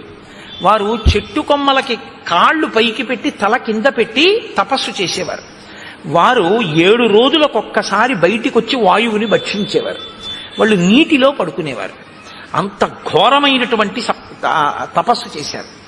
సప్తరాత్ర కృతాహార వాయునా వనవాసిన దివం వర్ష శతైర్యాత సప్తభి సకళేబరాహ. 700 సంవత్సరములు అలా తపస్సు చేశారు. తపస్సు చేశాక వాళ్ళు సశరీరంగా స్వర్గానికి వెళ్ళిపోయారు. వారు ఇప్పటికీ అప్సరసలతో కలిసి ఈ వనంలోకి వచ్చి క్రీడిస్తూ ఉంటారు. అప్పుడు ఇక్కడ గొప్ప గొప్ప నాట్యములు, కాలి అందెల రవళులు, సంగీత ధ్వనులు వినపడుతుంటాయి. ఆ మహామునులు సంచరించిన ప్రాంతం కనుక అందులోకి పక్షులు, మృగములు ఏవి కూడా, ఇందులోకి ఆఖరికి ఇంద్రాది దేవతలు కూడా ప్రవేశించలేరు. ఒకవేళ ఎవరైనా అంత తపశ్శక్తితో కూడినటువంటి ఆ ప్రాంతంలోకి వెడితే, అంత తేజోవంతమైన భూమి యందు అడుగిడితే ఆ తేజస్సుని తట్టుకోలేవు. కాబట్టి యువతల ప్రాణులు వెంటనే చనిపోతారు. కాబట్టి రామ, పక్షులు కాని మృగములు కాని ఏవి ఆ వనంలోకి వెళ్ళవు. అంత గొప్పది. రామ, ఇక్కడ ఒక విషయం చెప్పాలి నేను అని కురు ప్రణామం ధర్మాత్మన్ తాన్ సముద్దిశ్య రాఘవ లక్ష్మణేన సహ భ్రాత్ర ప్రయత సంయతాంజలి. రామ, ఒక్కసారి ఇక్కడ ఆగి ఆ వనం వంక తిరిగి లక్ష్మణ సహితుడవై ఒక నమస్కారం చేయి. ఎందుకు చేయాలి? ప్రణమంతి హియే తేషాం మునీనాం భావితాత్మనాం న తేషాం అశుభం కించిత్ శరీరే రామదృశ్యతే. ఈ సప్త జనులు అనబడేటటువంటి వాళ్ళు తపస్సు చేసినటువంటి వనం వంక తిరిగి ఎవరు నమస్కారం చేస్తారో వాళ్ళకి రోగాలు రావు, వాళ్ళు అనుగ్రహిస్తారు. పైగా వారికి ఉత్తర క్షణంలో విజయం కలుగుతుంది. ఎవరు చెప్తున్నారు ఈ మాట? సుగ్రీవుడు చెప్తున్నాడు. అంటే ఒక కార్యం మీద వెళ్ళేటప్పుడు మహాత్ములు ఉండి వెళ్ళిన భూమికి నమస్కరించినా సరే వాళ్ళని తలుచుకుని విజయం కలుగుతుంది. శరీరానికి అనారోగ్యం కూడా రాదు. మహాత్ములకి నమస్కారం చేస్తే ఈ సజ్జ ఫలితం ఉంటే, మహాత్ముల పట్ల ఇంకొకలా ప్రవర్తిస్తే దానికి ఫలితం ఉంటుందా ఉండదా? సజ్జ ఫలితం వెనకదా ఫలితం, ఇప్పుడు ఈ ఫలితం. అంటే వాలి మరణిస్తారని గుర్తు. సుగ్రీవుడి మనోరథం ఈడేరుతుందని గుర్తు. మీరు అందుకే కిష్కింధకాండ చాలా జాగ్రత్తగా గమనించవలసి ఉంటుంది.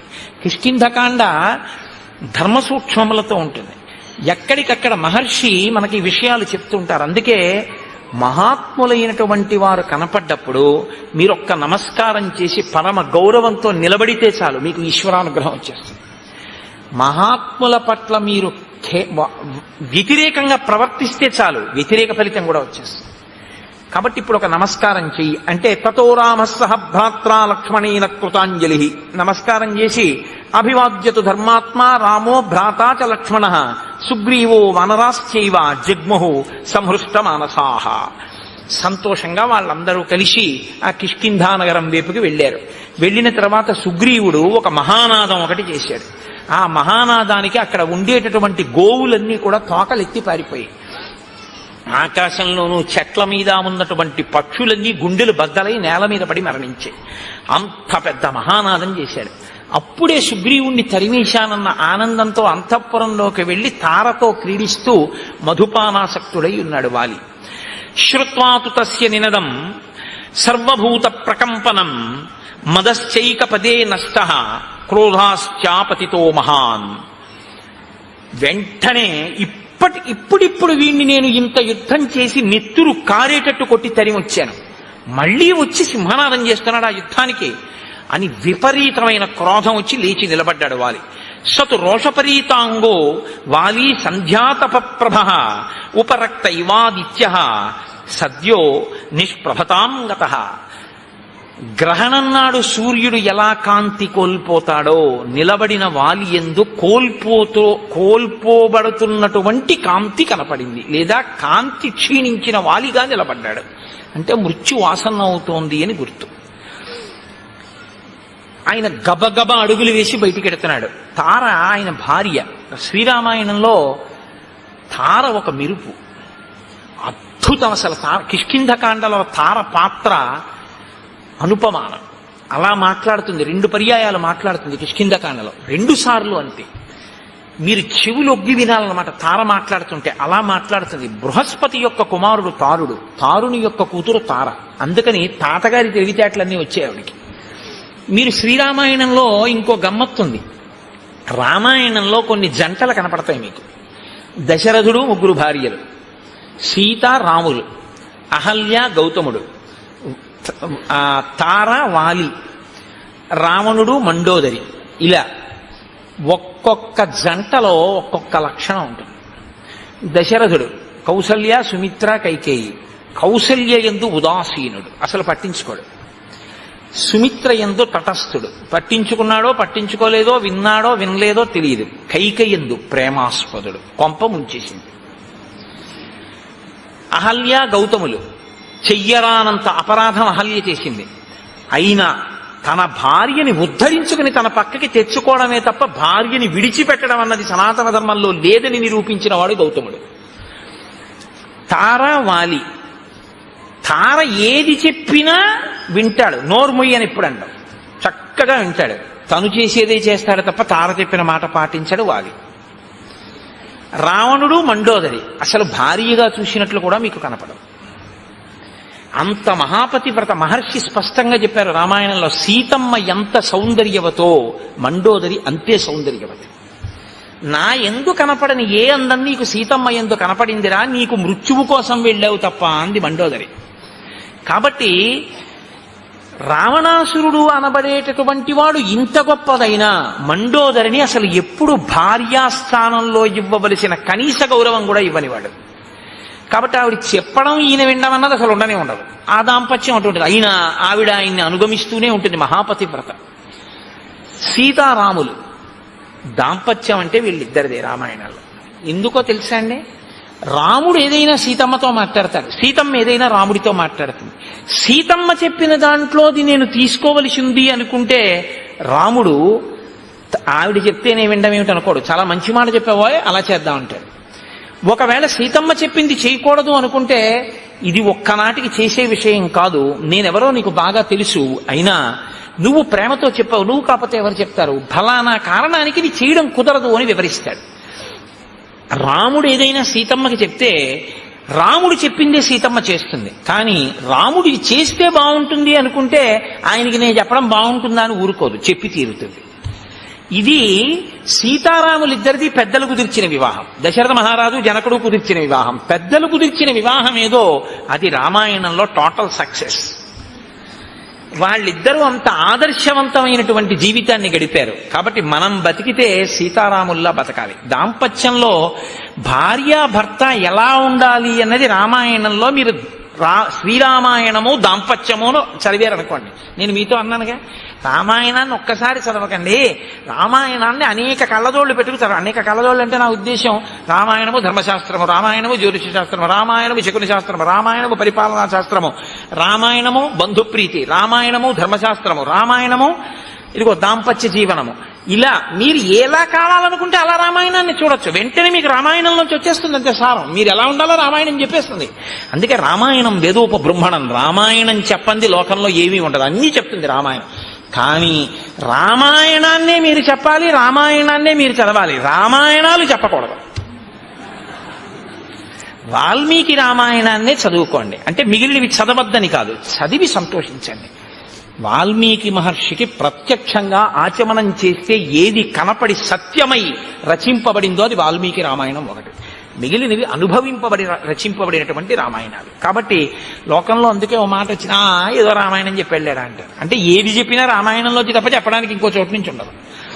కాబట్టి ఇప్పుడు ఆ తార వెడుతున్నటువంటి వాలిని ఆపంది. వాలి దంష్ట్రాకరాళస్తు క్రోధా దీప్తాగ్ని సన్నిభ భాత్యుత్పతిత పద్మాభ సంమృణాల ఇవ హ్రద. ఆ వెడుతున్నటువంటి ఆ వాలిని ఆపి తార అంటుంది, నీవు తొందరపడి మళ్ళీ ఇప్పుడిప్పుడే ఏ సుగ్రీవుణ్ణి పిడికిటి పోట్లు పడిచి నెత్తురు కారేటట్టు కొట్టావో ఆ సుగ్రీవుడి మీద యుద్ధానికి నువ్వు మళ్ళీ వెడుతున్నావు. కాని సాధుక్రోధమిమం వీర నదీవేగమివాగతం శయానాద్దుదిత కాల్యం త్యజ భుక్తామివ స్రజం. ఒక పురుషుడు రాత్రి పడుకోబోయే ముందు, నిద్రలోకి వెళ్ళడానికి ముందు మెడలో ఒక పుష్పహారం వేసుకుని పడుకుంటాడు. అంటే అదేంటంటే అలా కూడా వేసుకుంటారా అంటే అలా వేసుకుంటారు ఒక అందానికి. ఇప్పుడు మనం అంటే అంతంత డబ్బులు అంతంత పూలదండలు అవన్నీ ఇప్పుడు అదోలా చూస్తారు అలా వేసుకుంటే. కానీ అలా వేసుకుని పడుకునేవారు పూర్వం. కాబట్టి పూలహారం వేసుకుని నిద్రించినటువంటి పురుషుడు మరునాడు నిద్ర లేవగానే నలిగిపోయిన పుష్పహారాన్ని తీసి ఎలా పక్కన పడేసి బయటికి వస్తాడో అలా నీలో జనించినటువంటి కోపాన్ని ఉత్తర క్షణం విడిచిపెట్టేసేయి. నదీ ప్రవాహంలా వస్తోంది నీకు కోపం, ముంచెత్తుతోంది నిన్ను. ఆ ముంచెత్తుతున్న ప్రవాహాన్ని పురుషుడు దండ వేసుకుని రాత్రి పడుకున్నవాడు ఉదయం విడిచిపెట్టినట్టు ఆ క్రోధాన్ని నువ్వు విడిచిపెట్టు. నేను చెప్పిన మాట విన. సహసాతవ నిష్క్రామో మమ తావన్న రోచతే శ్రూయతాం చాభిదాస్యామి ఎన్నిమిత్తం నివార్యసే. ఇప్పుడొద్దు యుద్ధానికి, వెడుదుగాని యుద్ధానికి నువ్వు వెళ్ళొద్దు, యుద్ధం చెయ్యొద్దు, ఇంట్లోనే ఉండు, వెన్ను చూపించు అని నేను అనను. కానీ నీ తమ్ముడు ఇప్పుడు వచ్చి మళ్ళీ సింహనాదం చేస్తున్నాడు. కానీ వెళ్ళవద్దు ఇప్పుడు యుద్ధానికి. ఎందుకు వెళ్ళవద్దు అంటున్నానో నువ్వు విను జాగ్రత్తగా. తప్ప క్రోధంతో గబగబా తొందరపడిపోయి వెళ్ళిపోవద్దు. త్వయాతస్య నిరస్తస్య పీడితస్య విశేషతః ఇహైత్య పునరాహ్వానం శంకాం జనయతీవమే. ఇప్పుడిప్పుడు నువ్వు పిడిగుద్దులు గుద్దావు. నెత్తురు నవరంధ్రములలోంచి కారిపోతూ ఏడుస్తూ ఋష్యమూక పర్వతం మీదకి పారిపోయాడు ప్రాణాల కోసం. వెళ్ళి కొంచెం సేపు అవ్వలేదు, నువ్వు ఇంట్లోకి వచ్చావు, మళ్ళీ వచ్చి సింహనాదం చేస్తున్నాడు. ఇత పూర్వం ఎప్పుడు చేయలేదు సుగ్రీవుడిలా. ఏ ధైర్యంతో మళ్ళీ వచ్చి సింహనాదం చేశాడు. కాబట్టి ఏదో ఇందులో అనుమానించవలసింది ఉంది, తొందరపడి వెళ్ళకు. దర్పశ్చ వ్యవసాయశ్చ యాదృశస్తస్య నర్దతః నినాదశ్చాపి సంరంభో నైతదల్పం హి కారణం. నువ్వు జాగ్రత్తగా అతను చేస్తున్నటువంటి సింహనాదాన్ని విను. అతనిలో ఒక ఉద్యమం కనపడుతోంది, ఏదో చాలా ఉత్సాహంగా ఉన్నాడు. ఆ ధ్వని పూర్వంలా లేదు, ఇప్పుడు ఏదో ధైర్యంతో అరుస్తున్నాడు. అతనిలో ఒక తొందర ఉంది, రా బయటికి అని, నిన్ను బయటికి రప్పించడమే పూనికతో ఉన్నాడు. ఈ మూడు కనపడుతున్నాయి ఆ నాదంలో. అంటే ఏదో తేడా ఉంది వాళ్ళ సుగ్రీవుల్లో. నా సహాయమహం మన్యే సుగ్రీవం తామిహాగతం అనష్టబ్ద సహాయశ్చ యమాశ్రిత్యైష గజ్జతి. సుగ్రీవుడి వెనక ఎవరో ఉన్నారు, ఎవరో సుగ్రీవుడికి సహాయం చేయడానికి వచ్చారు. కాబట్టే సుగ్రీవుడికి అంత ధైర్యం వచ్చింది. లేకపోతే ఇంత ధైర్యంగా వచ్చి ఇప్పుడు మళ్లీ అరవగలిగినటువంటి ప్రజ్ఞ సుగ్రీవుడికి లేదు. ప్రకృత్యా నిపుణశ్చైవ బుద్ధిమాంశ్చైవ వానరః నా పరీక్షిత వీర్యేణ సుగ్రీవ సఖ్యమేష్యతి. ఎవరినో తీసుకొచ్చాడు, ఎవడైతే మాత్రం నాకేంటి, ఇప్పటి వరకు నాకు ఓటమి తెలియదు అంటావేమో. సుగ్రీవుడు ఎటువంటి వాడో తెలుసా? నాకు బాగా తెలుసు. నీ తమ్ముడు ఎవరితోనైనా స్నేహం చేసే ముందు, ఎవరినైనా నమ్మే ముందు, నీ దగ్గరికి వచ్చే ముందు, నిన్ను యుద్ధానికి పిలిచే ముందు అవతలి వారు నీతో యుద్ధం చెయ్యగలిగిన వారేనా అన్నది వాళ్ళు మాట చెప్తే నమ్మడు, పరీక్షించి చూసి వచ్చి ఉంటాడు. ఎందుకంటే సుగ్రీవుడి శీలం అటువంటిది. పరీక్షించి చూశాడు నీ తమ్ముడు, నిర్ధారించుకున్నాడు తనతో వచ్చిన స్నేహితుడెవరో నిన్ను మట్టు పెట్టగలిగిన వాడు అని నమ్మకం ఏర్పడ్డాకే వచ్చాడు. కాబట్టి తొందరపడి వెళ్ళకు. ఎంత ఖచ్చితంగా చెప్పేస్తోందండి మహాతల్లి నిజంగా. పూర్వమేవ మయా వీర శ్రుతం కథయతో వచః అంగదస్య కుమారస్య వక్ష్యామి త్వాం హితం వచః. ఇత పూర్వం యువరాజైనటువంటి అంగదుడు నాతో ఒక విషయం చెప్పాడు. నేనిప్పుడు నీతో ఆ మాట చెప్తాను, శ్రద్ధగా విను. అంగదస్థ కుమారోయం వనాంతం ఉపనిర్గత ప్రవృత్తిస్తేన కథిత చారై రాశి నివేదిత. ఒకనాడు అంగదుడు ఈ రాజ్యము యొక్క హద్దులు సరిహద్దుల వరకు వెళ్ళాడు. దాటి ఋష్యమూక పర్వతం వైపుకు వెళ్ళరుగా. గూఢచారులు ఎప్పుడు అవతల దేశాల్లో తెలుసుకున్న విషయాలు ఆ సరిహద్దులు దాటి వచ్చి చెప్తూ ఉంటారు. గూఢచారులు ఒక విషయాన్ని చెప్పారు అంగదుడితోటి. ఆ అంగదుడు నాతో చెప్పాడు, అయోధ్యాధిపతే పుత్రౌ శూరౌ సమర దుర్జయౌ ఇక్ష్వాకూణాం కులే జాతౌ ప్రథితౌ రామలక్ష్మణౌ సుగ్రీవ ప్రియకామార్థం ప్రాప్తౌ తత్ర దురాసదౌ సతే భ్రాతుర్హి విఖ్యాత సహాయో రణకర్మణి రామ పరబలామర్ధి యుగాంతాగ్ని రివోత్థిత. అయోధ్యాధిపతి అయినటువంటి దశరథ మహారాజు గారి పెద్ద కుమారుడైనటువంటి రామచంద్రమూర్తి తన తమ్ముడైనటువంటి లక్ష్మణుడితో కలిసి అరణ్యవాసానికి వచ్చాడు. రాముడు సామాన్యమైనటువంటి వీరుడు కాడు, చాలా గొప్ప శౌర్య పరాక్రమములున్నవాడు. అటువంటి రాముడు సుగ్రీవుడితో స్నేహం చేశాడు అని గూఢచారులు మనకి వర్తమానం చెప్పారు. నివాస వృక్ష సాధూనాం ఆపన్నానాం పరాగతి ఆర్తానాం సంశ్రయశ్చైవ యశశ్చైక భాజనం. మిగిలిన విషయాలు చెప్పడంలో తార ప్రజ్ఞ గురించి మీరు ఆలోచించక్కర్లేదు. ఇది చెప్పడానికి తార ప్రజ్ఞావంతురాలు అని మీరు చెప్పవలసి ఉంటుంది. మిగిలినవి ఒక రాజు భార్యగా ఆమె తన అనుభవంతో పసిగట్టగలిగింది అని మీరు అనుకోవచ్చు. కానీ ఇది చెప్పాలంటే పూర్వపుణ్యం ఉంటే తప్ప చెప్పలేరు. గత జన్మలలో చాలా పుణ్యం చేసి ఈశ్వరుడి యొక్క అనుగ్రహం పొందిన వాళ్ళకే ఈశ్వరుడి యొక్క స్వరూపం గురించినటువంటి జ్ఞానము భాసిస్తుంది. ఆవిడ రాముడెవరో పసిగట్టేసింది. అందుకే కిష్కింధకాండలో తార మెరుపు అన్నాను నేను. ఈ శ్లోకాన్ని తార చెప్పకపోతే తార ఉపన్యాసం అంతా ఒకెత్తు గొప్పదే, కానీ ఈ శ్లోకం వల్ల తార జాజ్వల్యమానమైనటువంటి స్థానాన్ని పొందేసింది కిష్కింధకాండలో. నివాస వృక్ష సాధూనాం ఆపన్నానాం పరాగతి ఆర్తానాం సంశ్రయశ్చైవ యశశ్చైక భాజనం. రాముడు ఒక చెట్టు. రాముడు ఎటువంటి చెట్టు అంటే అది పూలతో పళ్లతో నిండినటువంటి ఒక పెద్ద మహావృక్షం. రాముడు అనబడేటటువంటి చెట్టు యొక్క పాదములను ఎవరు ఆశ్రయిస్తారో వాళ్ళకి నీడనిస్తుంది. మీరు ఒకటి గమనించండి, మీకు నీడ కావాలి, చెట్టు ఎక్కడుంది? మీరు చెట్టు కిందకి వెళ్ళాలా, చెట్టు మీ దగ్గరికి వస్తుందా? మీరు చెట్టు కిందకి వెళ్ళాలి. చెట్టు కిందకి మీరు వెళ్ళాలి తప్ప మీరు ఇక్కడ కూర్చుని ఓ చెట్టా నాకు నీడని అంటే చెట్టు నీడనివ్వదు.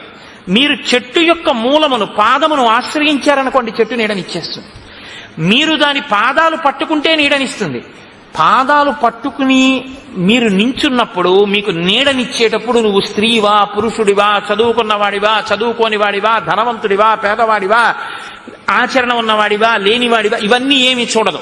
నీడనివ్వడం ఆ చెట్టు యొక్క ప్రయోజనం, ఆ చెట్టు యొక్క లక్షణం అంతే. నీకన్నా ముందు సుగ్రీవుడు చేరిపోయాడు ఆ చెట్టు కింద. రాముడనేటటువంటి చెట్టు నీడలో సుగ్రీవుడున్నాడు, చెట్టు బయట ఎండలో నువ్వున్నావు. రాముణ్ణి ఆశ్రయించి సుగ్రీవుడుంటే నాకేమిటి, నాకు బలం ఉందంటావేమో, అలాంటి చెట్టు లోకంలో ఇంకొకటి లేదు, అదొక్కటే చెట్టు.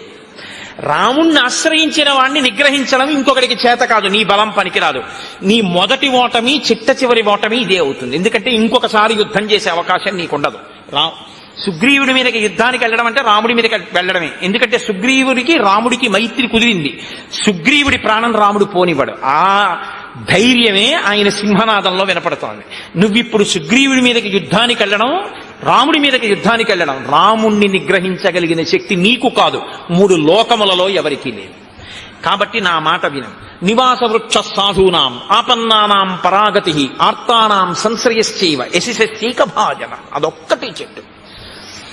ఆర్తి కలిగిన వారు, శరణాగతి చేసిన వారు అందరూ ఆ చెట్టుని ఆశ్రయించవలసి ఉంటుంది. అది ముందు నీడనిస్తుంది, తర్వాత పువ్వులిస్తుంది, పళ్ళిస్తుంది, అన్నీ ఇస్తుంది. కాబట్టి ఇప్పుడు నీడనిచ్చింది, రేపు పూలు పళ్ళు అనబడేటటువంటి రాజ్యాన్ని ఇచ్చేస్తుంది, నిన్ను పడగొట్టేస్తుంది. కాబట్టి నా మాట విను, నువ్వు యుద్ధానికి వెళ్ళొద్దు. జ్ఞాన విజ్ఞాన సంపన్నో నిదేశే నిరతప్పితు ధాతూనావివ శైలేంద్రో గుణానాం అకరో మహాన్. ఆయన హిమవత్పర్వతము ధాతువులన్నింటికీ ఎలా ఒక స్థావరమో రాముడనబడేటటువంటి వాడు గుణములన్నింటికీ నిధి.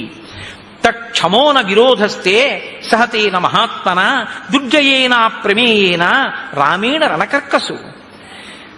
అటువంటి రాముడితో విరోధం పెట్టుకోకు. సుగ్రీవుడితో విరోధం అని నువ్వు అనుకుంటున్నావు. ఇప్పుడున్న పరిస్థితుల్లో సుగ్రీవుడితో విరోధమే రాముడితో విరోధం. కాబట్టి రాముడితో విరోధం వద్దు.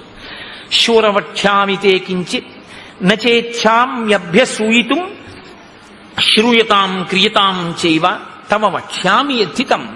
నాకు తెలుసు ఇప్పటి వరకు ఓటమి నిరగని వాడివి కాబట్టి రాముడంత గొప్పవాడు అంటే నీకు కోపం వస్తుంది. ఇంకోళ్ళని పొగడడం నీకు ఇష్టం ఉండదు. కానీ నా మీద కోపగించకుండా నేను చెప్పింది విను. నేను మీతో మనవి చేసింది ఇది. అన్నీ వింటాడు, చక్కగా వింటాడు. భార్య చెప్తే వద్దనండవు, అన్నీ వింటాడు, తను చేసేదే చేస్తాడు. అందుకే చచ్చిపోయాడు. నేను ఈ మాట ఎందుకంటున్నానో తెలుసా అండి? భార్య మంత్రి, ఆవిడ కన్నా నీ ఆనందాన్ని నీ అభ్యున్నతిని కోరుకునే వాళ్ళు ఉండరు. కాబట్టి ఆవిడ మాట వినవలసి ఉంటుంది కొన్నిసార్లు. కానీ ఆవిడ తప్పు చెప్తోందన్నప్పుడు దిద్దే అధికారం పురుషుడికి ఎప్పుడు ఉంటుంది. దిద్దాలి కూడా భర్త, కేవలం అనుసరించకూడదు. మంచి స్వీకరించాలి, చెడుని వద్దు అలా మనం చేయకూడదు, అలా వద్దని చెప్పగలగాలి. అది అనడు ఇది అనడు, అన్నీ వింటాడు, యుద్ధానికి ఎడతాడు. అది వాలితో వచ్చిన పెద్ద చిక్కు. కాబట్టి ఇప్పుడు ఆవిడంది యవ్వరాజ్యేన సుగ్రీవం తూర్ణం సాధ్వభిషేయచ విగ్రహం మా కృధా వీర భ్రాత్ర రాజన్ బలీయస. ఇందుకయా సుగ్రీవుడితో నీకు వైరం? నీ తోడ పుట్టినవాడయా? ఒక ప్రమిదలో వెలుగుతున్నటువంటి 2 జ్యోతులు మీ ఇద్దరు. ఆయన ఏం తప్పు చేశాడు నువ్వు అసలు రాజ్యం నుంచి వెళ్ళగొట్టావు? ఇప్పటికీ నువ్వంటే ఎంత ప్రేమో తెలుసా? నీ గురించి ఎంత గొప్పగా మాట్లాడతాడో తెలుసా?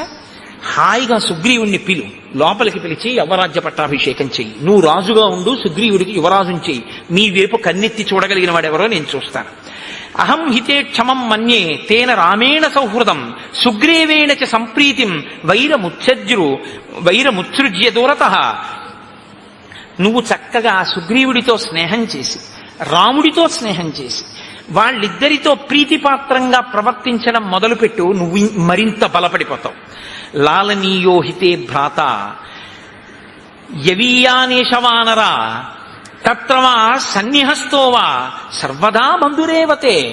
నీ తమ్ముడయ్యా అతను, నీ చేత లాలింపబడడానికి యోగ్యుడు. అతని మీద కోపం పెట్టుకుంటానంట ఏమిటి? కోపం పెట్టుకోకు. ఇక్కడ ఉండని, అరణ్యంలో ఉండని, సుగ్రీవుడు నీకు తమ్ముడు. అంతే, ఈ జన్మకంతే ఇంకా మీ బంధం. అటువంటి తమ్ముడిని ఎందుకు దూరం చేసుకుంటావు? పిలిచి యవరాజ్య పట్టాభిషేకం చెయ్యి. నహితేన సమం బంధుం భువి పశ్యామి కంచన దానమానాది సత్కారై కురుష్వ ప్రత్యనంతరం. నాకు తెలుసున్నంత వరకు వాలి సుగ్రీవుడి వంటి బంధువు నీకు ఈ లోకంలో లేడు. తమ్ముడు నీ ఎందంత ప్రీతి ఉన్నవాడు, నీ సేవకుడుగా బతికేటటువంటి వాడు. ఎందుకు దూరం చేసుకుని అతన్ని చంపుతానంటావు, అతని మీదకి యుద్ధానికి ఎడతానంటావు? వెళ్లకు. హాయిగా పిలిచి అంతఃపురంలో కూర్చోబెట్టి అతనికి కావలసినటువంటివన్నీ సమకూర్చు. సంతోషపడిపోయి నీ దగ్గర చేతులు కట్టుకుని వంగి నమస్కరిస్తూ నీ వెంట ఉంటాడు. వైరమే తత్సముత్సృజ్య తమ పార్శ్వే సతిష్టతు సుగ్రీవో విపులగ్రీవ తవ బంధు సదామతః. నీకు కుడి భుజం ఎలా ఉంటుందో బలంలో, సుగ్రీవుడు నీకు పక్కనుంటే అంత బలంగా ఉంటుంది. అందుకని ఆయన్ని మించిన వాడు లేడు. కాబట్టి సుగ్రీవుడితో స్నేహం చెయ్యి. భ్రాతు సౌహృదమాలంబ నాణ్యా గతిరిహాస్థితే. నువ్వు సుహృద్భావాన్ని నీ తమ్ముడి యందు చూపించావా? నా మాట విను. సాధువాక్యం కృష్వమే. నీ చెప్పినటువంటి మంచి మాట నువ్వు చెయ్యి. నేను చెప్పినటువంటి హితవచనములను కానీ నువ్వు తప్పకుండా ఆచరిస్తే, యుద్ధం చెయ్యకుండా రాముడితో సుగ్రీవుడితో స్నేహం చేస్తే 10 కాలాలు సంతోషంగా మనం జీవించగలం. ప్రసీద పద్యం శృణుజల్పితం హిమే నరోషమేవాను విధాతుమర్హసి క్షమోహితే కోసలరాజసూనున నిగ్రహ శక్ర సమాన తేజస. ఇంద్రుడితో సమానమైనటువంటి రాముని తేజస్సుని నిగ్రహించడానికి నువ్వు సరిపోవు. ఆ రాముడు సుగ్రీవుడి వెనక ఉన్నాడు. స్పష్టంగా చెప్తున్నాను, నా మాట నమ్ము. యుద్ధానికి వెళ్లకు. సుగ్రీవుణ్ణే లోపలికి పిలిచి అవరాజ్యమి. పరమ సంతోషంగా మీ అందరూ హాయిగా ఉంటారు. నా మాట విని నేను చెప్పిన మాట ఆచరిస్తే నేను ఎంతో సంతోషిస్తాను అని తార వాలితో చెప్పింది. వాలి ఏం చేస్తాడో రేపు చూద్దాం. ఎందుకంటే వాలి ఏం చేస్తాడో మొదలుపెట్టాను అనుకోండి, అమంగళం వైపుకి పెడుతుంది, మరణం వైపుకి తీసుకెళ్లవలసి ఉంటుంది. అందుకని ఇవాళ భార్య ప్రీతిగా చెప్పింది, రేపేం చేస్తాడో చూద్దామన్న మంగళకర ఘట్టం దగ్గర ఆ ప్రయత్నాన్ని చేస్తాను.